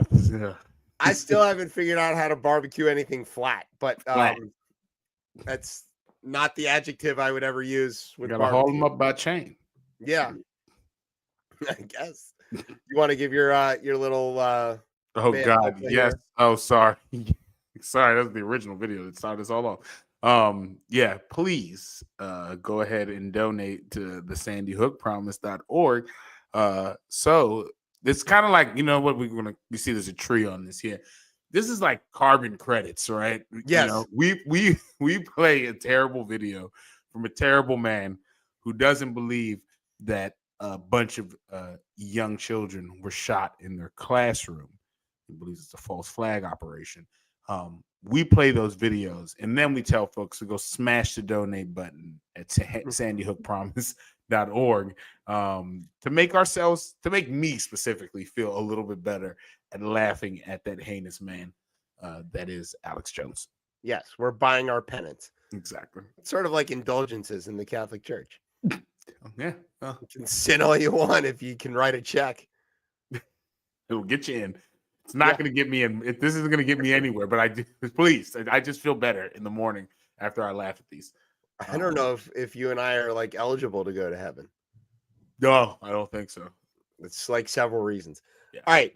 Now we've come to the part of the show. It's called the Rundown. This is where I tell you about some stuff that's going on in the news. If we were professionals, it would sound a little something like this. Thanks. Way to go. From Beltway Radio and beyond in Washington, D.C., I'm Emmy-nominated TV newsman and just bona fide sexual beast, J. Scott Smith. And this is the part of the show where I tell some stuff about well, maybe not me, but somebody else is going to tell some stuff about what's happening in the news. So what's going on in the news, fellas? Thanks, Jay. I don't think we've been on since Michigan beat Michigan State. So, hey, go blue. Love you, buddy. All right. This one is called Even Gorsuch. Even Gorsuch. Even Gorsuch, which I think we did predict that when we talked about this previously. So what are we talking about? We're talking about that the IEEPA tariffs got a hearing in front of the Supreme Court on Wednesday, in which the Solicitor General and the government made the argument that this statute that gives the president the ability to do certain things in response to international emergencies that does not include the word tax or tariff in it at all gives him the right to tax and tariff things. Flimsy argument. Flimsy argument at best. The opposing side was all of the states and all of the businesses, argued by one Mr. Neil Katyal, formerly Obama Solicitor General, and basically making the case that like the law doesn't say he can do this at all, and granting him this power without the law saying so would certainly make a mockery of the idea of textualism, but it would also really be a problem for the future, right? That if you were to allow the president to basically interpret laws to mean whatever he wants, to do whatever he wants, Congress doesn't need to exist. And or Congress just giving away their power. Well, that's where Gorsuch comes in. Right. Okay, so the justices, they ask a bunch of questions after the opening statements from the various sides. And usually the court watchers are trying to tell where the justices are coming down on the issue based on the type of questioning and the way that they ask the questions. You know, is Kagan more sarcastic than usual, for example? Hard to imagine. She's pretty sarcastic. Is KBJ concocting a really long hypothetical to ask a very simple question? Probably. Okay. The liberal justices were originalists and textualists. Yeah. So the three really that matter, we kind of, I mean, we obviously know where neighbor Clarence and Sam and Alito are on this, which is that bought and paid for. Trump can do anything he wants. They don't care.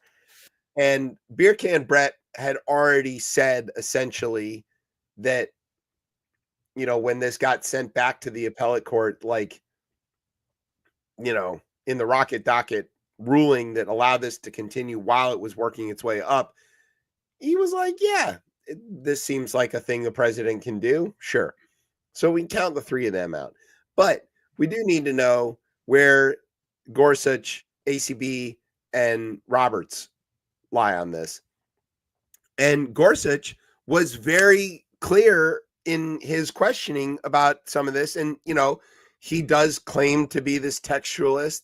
There have been instances where he's like, no, this is what it says on the thing. Unless it says this, we're not doing that. Like when he gave all of Oklahoma back to the, you know, Indian tribes.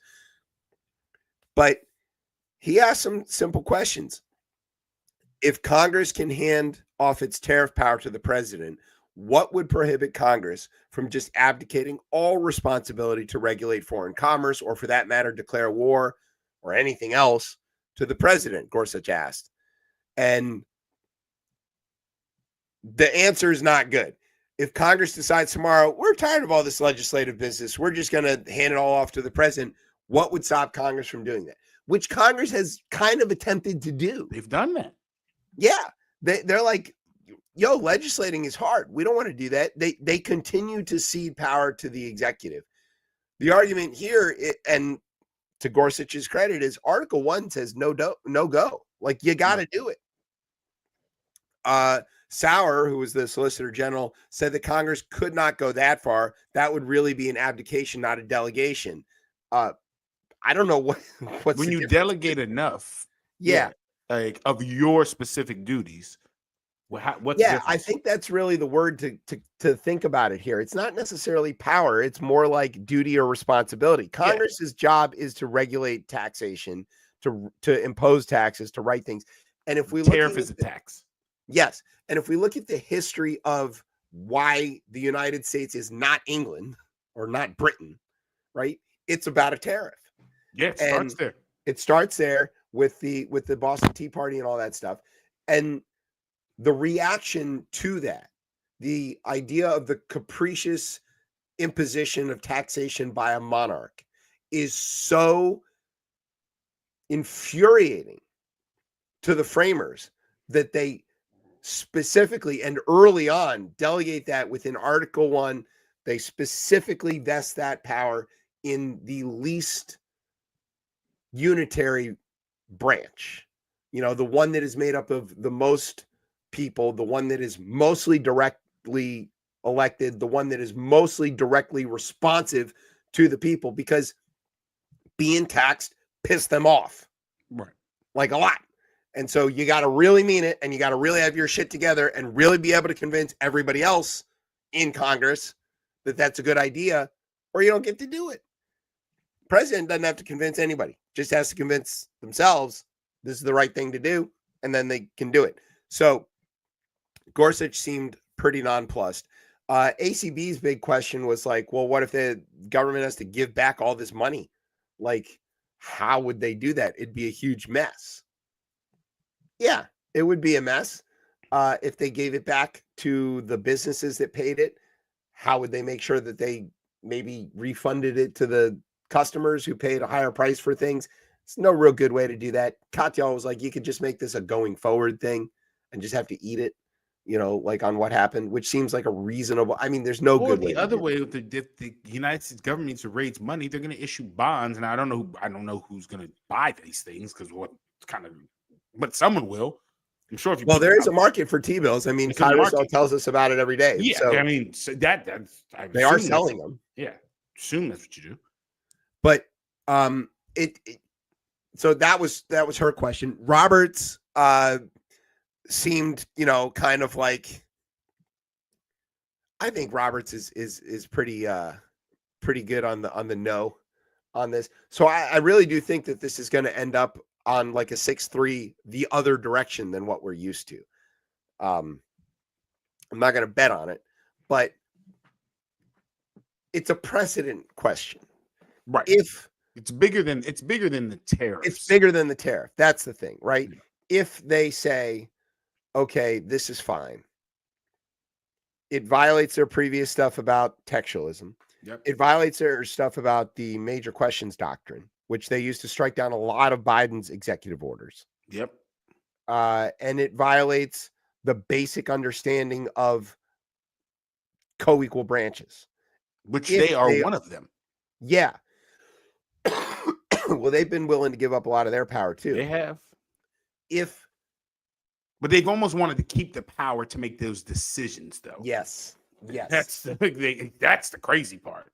Yes. If Trump prevails in this, there is no check whatsoever on him randomly interpreting laws about the executive branch regulating paint colors to mean that he can tell everybody what color to paint their houses. I mean, it could be that. Yeah, that's crazy. It could be that. I mean, that's stupid and capricious, but that's well within the bounds of the way we talk about this guy. So just, stay tuned. I think the right side is going to happen here, and that's going to be a big deal because Trump is so vested in these tariffs. And this one's not coming. This isn't coming out in July either. This will be coming. No, this is coming fast, right? Because both sides asked for an expedited answer. So we'll probably get this in like a month. Yeah, Christmas, right in time for Christmas. Yeah, so that'll be interesting. One for somebody. We don't want, but I mean, listening to the arguments and listening to the responses. I mean, this feels like the first time we'll see this court push back on the president. On something major. I mean, he's lost on a few other things, but this is huge. This is huge. Yeah. So we'll see. Speaking of huge, let's go to Tez's home country of Britain. Yay. So, no. Back in Britain, as we referenced in the headlines, this guy called Andrew Mountbatten Windsor. You know him? I do know Andrew Mountbatten Windsor. What a name. Yeah. He was better off as a prince, but anyway, he ain't a prince anymore. And there's another wrinkle to this. Turns out he and Epstein always wrinkles in that family. Oh yeah, there's a lot of wrinkles. Turns out he and Epstein were like still communicating long after he said that they broke up, essentially. He took this trip to New York at some point and was like, people were like, hey, why'd you go to see Epstein right after he got out of prison? And he was like, oh, that was to tell him we're not friends anymore. It's like, oh, okay, sure, guy. And then it turns out he was emailing him the whole time afterwards, still hanging out. So several Democratic members of the House Oversight Committee told BBC that Andrew should voluntarily come testify before Congress. That's not happening. Not happening. What are we talking about? That's just, I mean, first of all, like, I just wonder if, like, the framers and the king, like, if they can imagine that in this country, the Congress of the United States would demand a member of the monarchy come and testify about raping young girls. Yeah. Crazy. Just. Yeah, well, I remember that well at the surrender at Yorktown. Yeah. Washington was like, and furthermore, right, if one of you creepy ass royals makes friends with one of our businessmen to do some more creepy ass shit, the Congress is gonna want to know about it, and we're gonna send you a subpoena. And Cornwallis was like, yeah, just let me go home. I'll sign anything. Please, so I can go home. This is over with. We didn't want to fight this. We didn't even want to be here. Stupid colonists. We're busy fighting the French. All right. So a bunch of representatives, including one of the newer ones from Northern Virginia region, Suha Subramaniam, got involved and was like, hey, we want to see this. Krishnamurthy of Illinois and Stephen Lynch, Massachusetts, all kind of jumped in, and they were like, Ro Khanna, of course, has been sort of leading the charge on this from the Democratic side. I'd be interested to see if Massey signs on to this too. Maybe you could see it. Could see that. Maybe MTG. You know, like there's some momentum there. She's like, they asked her about QAnon. She's like, I got taken. I was a victim. You know, I got hosed. I mean, it is possible. She is not that smart. She could have been, although I've been told by people I know on the Hill that she just plays stupid. She's actually pretty smart. That's what they say. I don't know. No, I've heard the same. I'm just saying, you know, shoe fits. All right. This section is called Law and Onions. It's a lot like Law and Order, but it smells better. This is just a quick story. It highlights the extreme competence of this administration. I'm just going to read it real quick, if you don't mind. Please.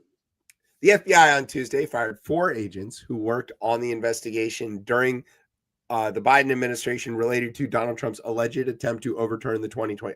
Let's drop the alleged attempt to overturn the 2020 presidential election. He's still attempting to do that. Right. According to people familiar with the matter. FBI Director Kash Patel had initially fired those agents on Monday, but after pushback from, get ready for this incredible sentence, District of Columbia U.S. Attorney Jeanine Pirro, yeah, that's still real, and others, he reinstated them that same day because Pirro needed them, and then Patel fired them again Tuesday morning. So you're fired. Wait a minute, don't leave. You're fired.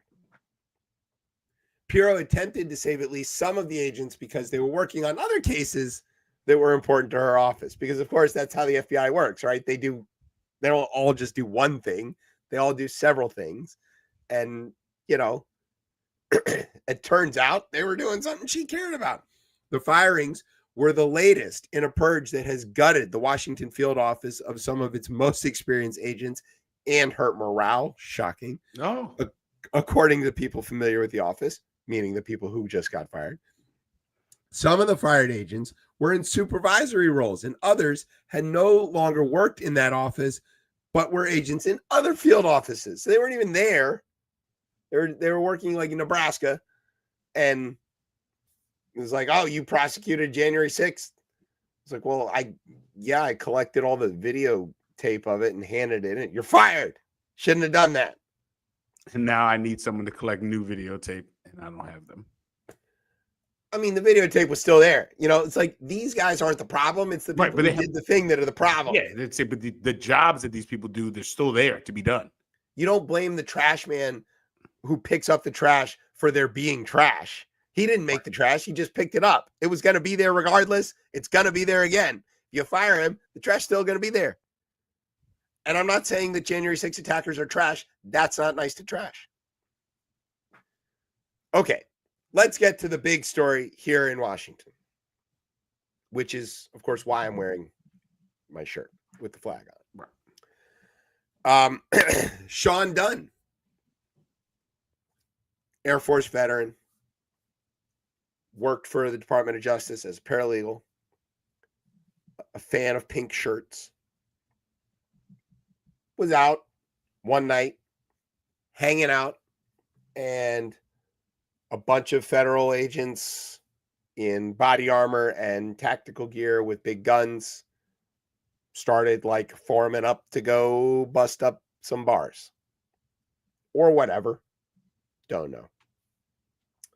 Sean had been out, got a little hungry, stopped by, got him a sandwich, walks past these fascists, as he described them, and is like, yo, I don't like that you're here. And he starts letting them know, you know, maybe not the calmest way, but he tells them to get fucked and get out of his city. A sentiment many people share. In his protest and protected speech rights, he chose to forego his expensive, I'm guessing just based on the part of town that he purchased it in, sandwich and use it as a method of protest.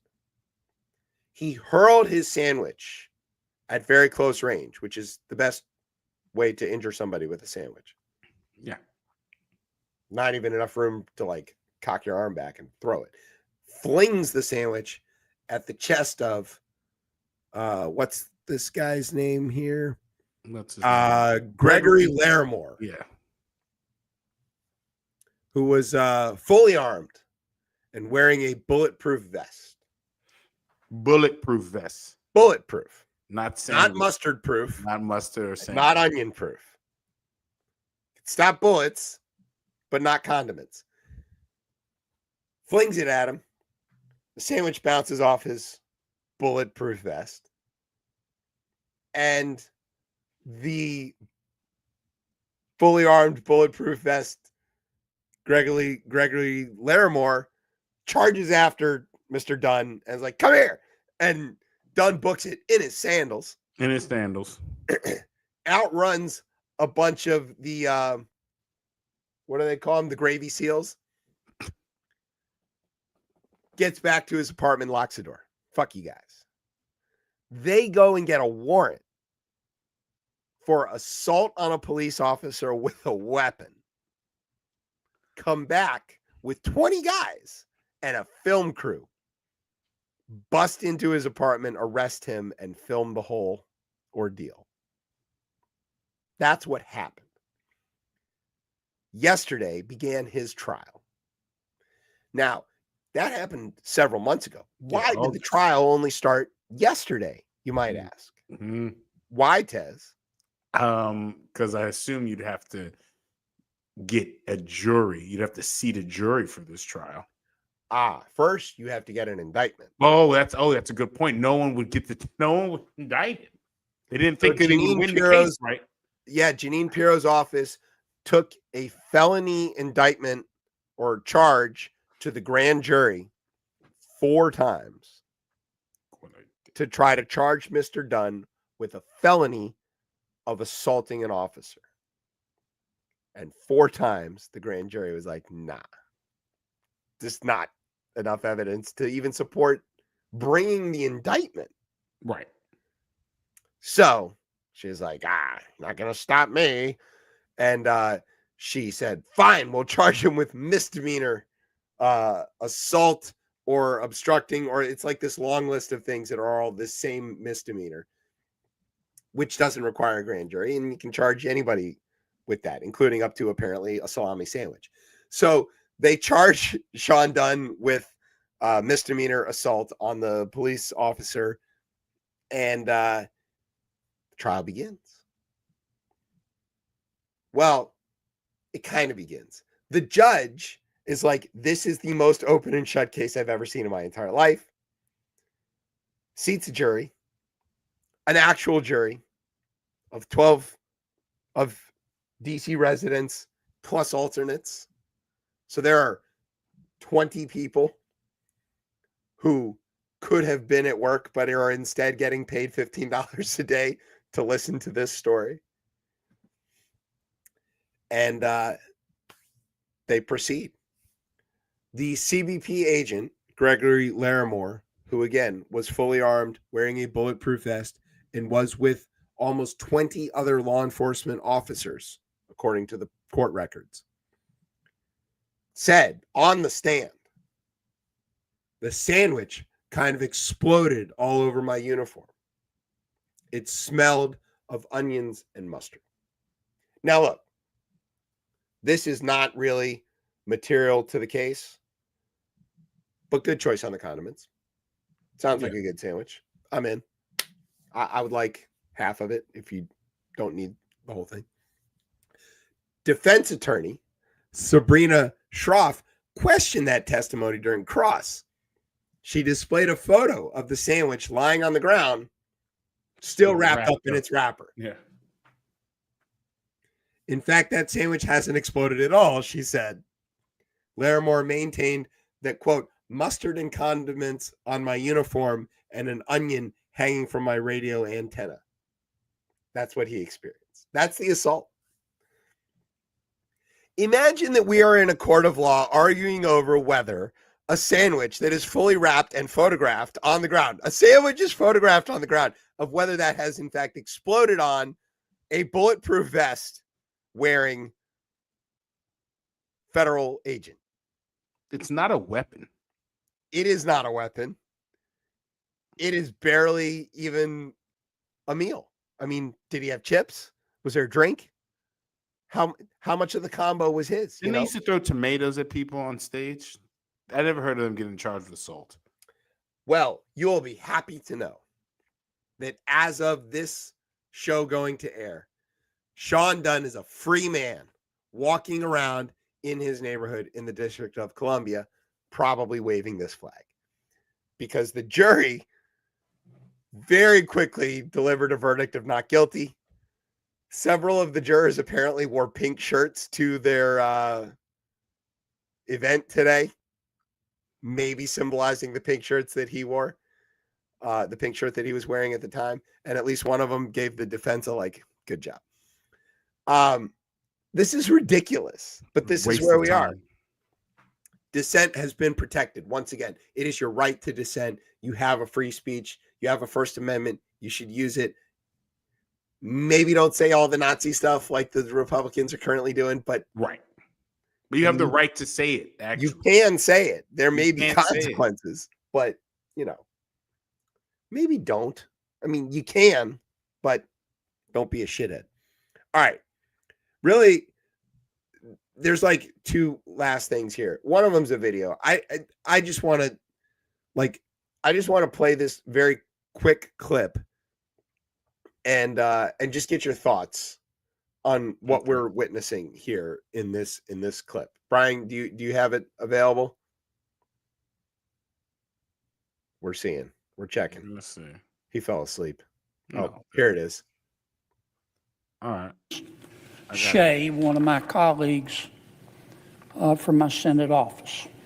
Got a Senator John Kennedy, gentleman from Louisiana. I want to talk today, Mr. President, about the owls. I think you need to move it ahead to minutes. There are 19 species or kinds of owls Elmer Fudd. Yeah, right in the about United States. Did you know that? 19 nest boxes. No offense, but if you're thinking about getting a HELOC from your local bank, you're about to make a really expensive mistake. Just go to YouTube.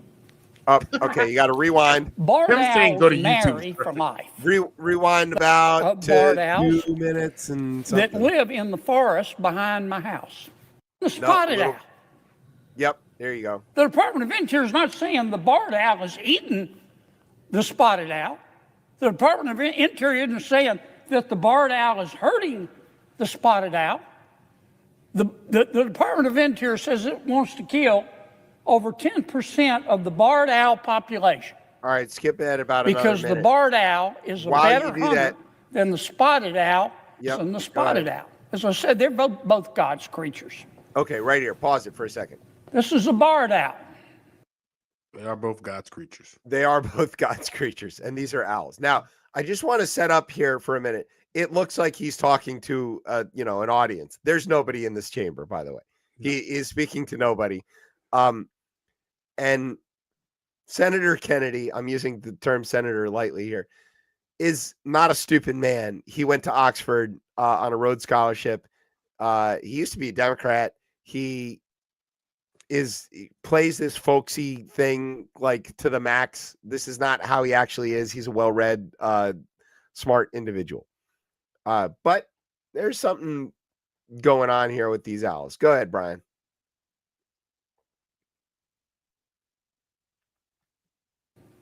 It's beautiful. If you've ever seen a barred owl, it has very, very soulful eyes. Their feathers are incredibly soft. It's called a barred, B-A-R-R-E-D, because of the bars that run across here, as opposed to a spotted owl.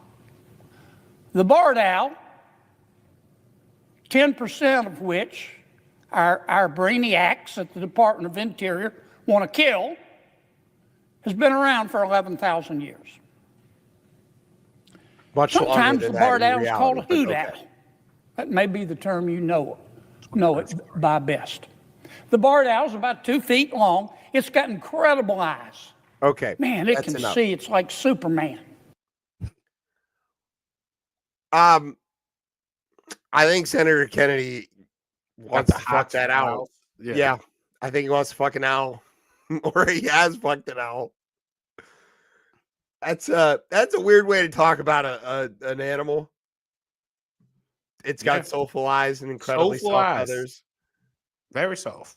Very soulful. And its feathers are incredibly soft. Yeah. Better check somebody's search history. All right. A lot of hooting and hollering. He goes to Hooters for a different reason. Oh God. For the owls? Oh no. Yeah. He's not there for the wings. Oh, maybe he is. Oh. All right. This last one is called What the Fuck is Going On Here?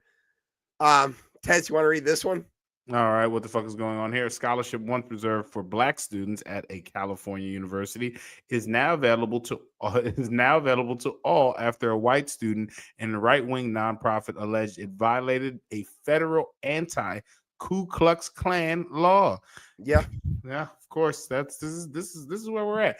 The case uses the Ku Klux Klan Act of 1871. Signing the law to protect the rights of African Americans in the South, kind of after slavery. And then this group popped up, the one that, put us back, is a novel approach that attorneys for the plaintiffs touted as a victory for equality and a possible blueprint for future challenges. This is insane. The law is, quote, supposed to protect everyone regardless of race, end quote, said Jack Brown, an attorney with the Pacific Legal Foundation, which represented Californians for Equal Rights Foundation, and Kai Peters, a student at the University of California at San Diego.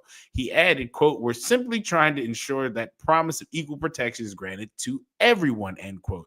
The Pacific Legal Foundation filed a lawsuit in July against UC San Diego and the San Diego Foundation, which administered the scholarship meant to bolster the slim Black student population on campus. Black students make up 3% of UC San Diego. Remember, 13, 14%, so that doesn't really work out. Most of the university students are from California, where Black people make up just above 5% of the population. So even the number's still off there. The group settled in mid-October before a judge considered the case, and the San Diego Foundation said it would rename its decade-old Black Alumni Scholarship Fund after its founders and alumnus. The scholarship, worth up to $2,500 a year, or a total of $10,000, will now be available to all students. The whites have won again. This is crazy. It's a very nasty. It's a nasty strategy that continues to work under the guy, and especially not here, because it's not. That act. If the act isn't necessarily like constitutional, but right, even looking at the 14th Amendment, if we're talking about the text and the time that it was written and the original meaning, hey, we've lost the plot. Specifically, not along with this, but with the 14th Amendment and how they've used that, this equal protection under the law is equal protection under the law for Black people. It's for everybody, but it starts there. Well, look at the last paragraph or this last quote, because here's the thing you got to be ready for. All right. So to set this up, the Pacific Legal Foundation argued in its lawsuit that the University of San Diego Foundation's collaboration to provide scholarships to only Black students amounted to a conspiracy that hindered all students' right to equal protection. It's unclear whether the statute's use in the lawsuit would have held up in court. Quote, the scholarship in question was being formally administered by a private nonprofit, the San Diego Foundation, but it worked very closely with universities, end quote, Brown said. Quote, we do think the legal theory has some legs, and we do stand prepared to use it in the future should we need to. This is it's clearly this is going to be a larger fight that's going to go on. It's just under the premising, guys, that white people in America are the ones that are being discriminated against. And there's no factual data behind this at all. Like, it's not there. You can search high and wide. You're not going to find it. And I think that's like, if you brought some data to me that showed this was happening, or that, like, I don't know, pick whatever fucking school, Harvard was admitting like 30% black people, right? Or 40% black, like numbers way out of like proportionate to the population in the country. Then I'd be like, all right, well, maybe there's some data behind. There's no data behind this. All these things are trending backwards because of laws like this. So I mean, it's crazy to use the amendments that were put in place almost in a way, like, in saying that equal protection under the law has to be available to everybody.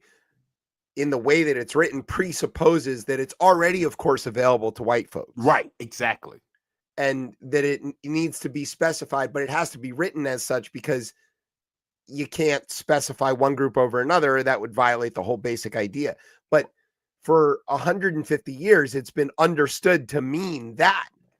And now to use the very amendments that were meant to guarantee the full access to citizenship and franchise for everybody against certain groups. I mean, think about where this could go. Could you imagine white folks clamoring to get into Spelman and needing to use, or Morehouse, or like, I mean, what are we talking about here? This particular kid feels like he should have gotten this scholarship that is not for him. But I would love to dig deeper and see, like, are these cases that people are bringing, like, is this a unique case that, you know how they bring certain cases to like challenge these things? Like, that's what's happening. Yeah, it's clearly like they found an example and they're testing a theory, and they're going to keep doing this. They're always looking for even doing that is using the strategy that was used through the civil rights movement. Like, it's insidious to watch this specific thing that's happening here. They're using Marshall and Du Bois's whole model, right, of like, find the example and then work it through the system. They're using that method to undo the equal access that took so long to get to, and it's still not even there. Yeah, like, I mean, it's like, it's one thing when you're like, all right, the corporate person based on the 14th Amendment, right? Like, it's like, all right, that's ridiculous, but sure. All right, whatever. That's the cool. All right, but when you're now using this to actually cause detriment and harm to the people that it was actually created to protect, and that was written, and it took damn near 100 more years for them even to enforce it. And you might even say that folks have only been enforcing this for 55 years at the most. I'd say much less than that. 45 years. Yeah, or even in the last maybe 30 or something like that. Because even as the Voting Rights Act and Civil Rights Acts were in place, like, they still needed lawsuits and case law and perpetual maintenance. The Voting Rights Act had to keep being updated, voted on again, amended again, to like tune it, to keep this thing doing what it's supposed to do. The real question I think is to ask this kid or the people involved, what bothers you so much about there being a scholarship for black students? Why is that a problem for you? If you need there to be a scholarship for white students, there's nothing stopping you from doing that. Right, exactly. You can't make it explicitly for white students. They're going to say, well, if we can't make one that's for whites only, why can you make one that's for blacks only? It's like, well, it's an obtuse, like, you're being obtuse on purpose. Like, that's not what this is. And then when I tell you it's because of slavery, you're like, oh, you're making me think that was so long. Like, when I tell you don't make me ashamed of the things. Don't make me ashamed. It's like, I can't even say if I really lay down the reason, then it's like I've discriminated against you because you're white, and I've made you feel bad. I've hurt your feelings. Not I didn't hurt you. I've hurt your feelings. Like, It's. I think the idea that the only thing people are trying to achieve is equality and not retribution should be a fucking grace miracle, like the way that white America has treated so many groups. Yeah. That they are just asking to get to the same level and not, hey, you need to pay me back for all that shit. We're not even there. We're just at I just want to go to school, Yeah. That's all. I mean, but it does really beg the question, why does this bother you so much? And their answer is going to be because I can't have a scholarship that says it's for whites only. And then that is a question. Why do you want that? Yeah. I mean, what advantage do you not already have? But they don't see they don't see it as an advantage. There it is. There they don't. I could see how it might be hard to see that as an advantage. I can see that. By the story that this country is already a meritocracy and everybody starts level, then yeah, this is infuriating. But that's not true, and it's not empirically true. So, but then again, maybe the reason he doesn't know that is because he didn't get to go to the school yet and learn how, empirical measurements work. I mean, I was reading the other day. I mean, it's an old article, but it's read again. And there's not kids. There used to be a time where no matter what the book was, English class, whatever, you had to read the full book. But now I hear it's they're giving excerpts out and kids are leaving these high profile colleges where they're the professor gives a book and they're like, what? What do you mean read a whole book? That's not, I've never done that before. Yeah, I don't have the attention span to do that. Yeah, which is crazy. So maybe you're right. Maybe no one's read. It always comes back to no one's reading. Fucking nerds. All right. That's it. We've come to the end of the show. Early. Early. Like Brian likes. All right. We want to say thank you to Chris Bowden for coming on to hang out with us. We can't wait to have him back to talk about all the other stuff. And he tolerates us, which is great. Crazy. Better than most. So we're going to talk to him about crypto, and then we're going to talk to him about all the other great things. Thanks to our radio partners, Shutdown Radio, Furlough TV, and Unpaid Streaming. Thanks to NOTN for keeping us on for another week, maybe. Don't know. Thanks to our home on the interwebs, coplaymedia.com. And thanks, as always, to our family at Beltway and Rip Radio for making us sound as smooth as Spanberger's election. All right, where can everybody get you on the socials? You can find me on Blue Sky at DC Cortez. All right. And you can find me and the show on the Twitter at ChipChatRR. You can find us on Facebook or Instagram at RipChipChat. You can find me on Blue Sky at Chef Chip. And you can find me on Saturday at Nats Park working at the beer festival. Beer Fest. So if you're going to DC Beer Fest, come stop by. I think we're tent number 62. Ruhlman Brewery. We're going to be on the upper level with the by the lounge. So if you want to hang out and do, with the cool kids, come and see us. We'll be up there. And then, of course, we're here every Thursday night at 9:30 on Beltway Radio. I'm Chip. That's Tez. Brian somewhere in the background. Chris was here. You've been listening to Chip Chat on Beltway Radio and beyond. Sweeps.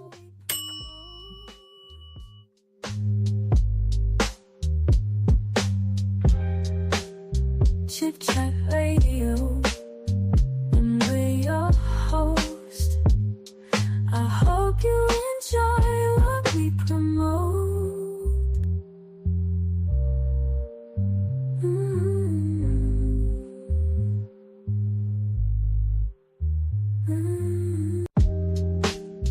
Chip Chat Radio, we got so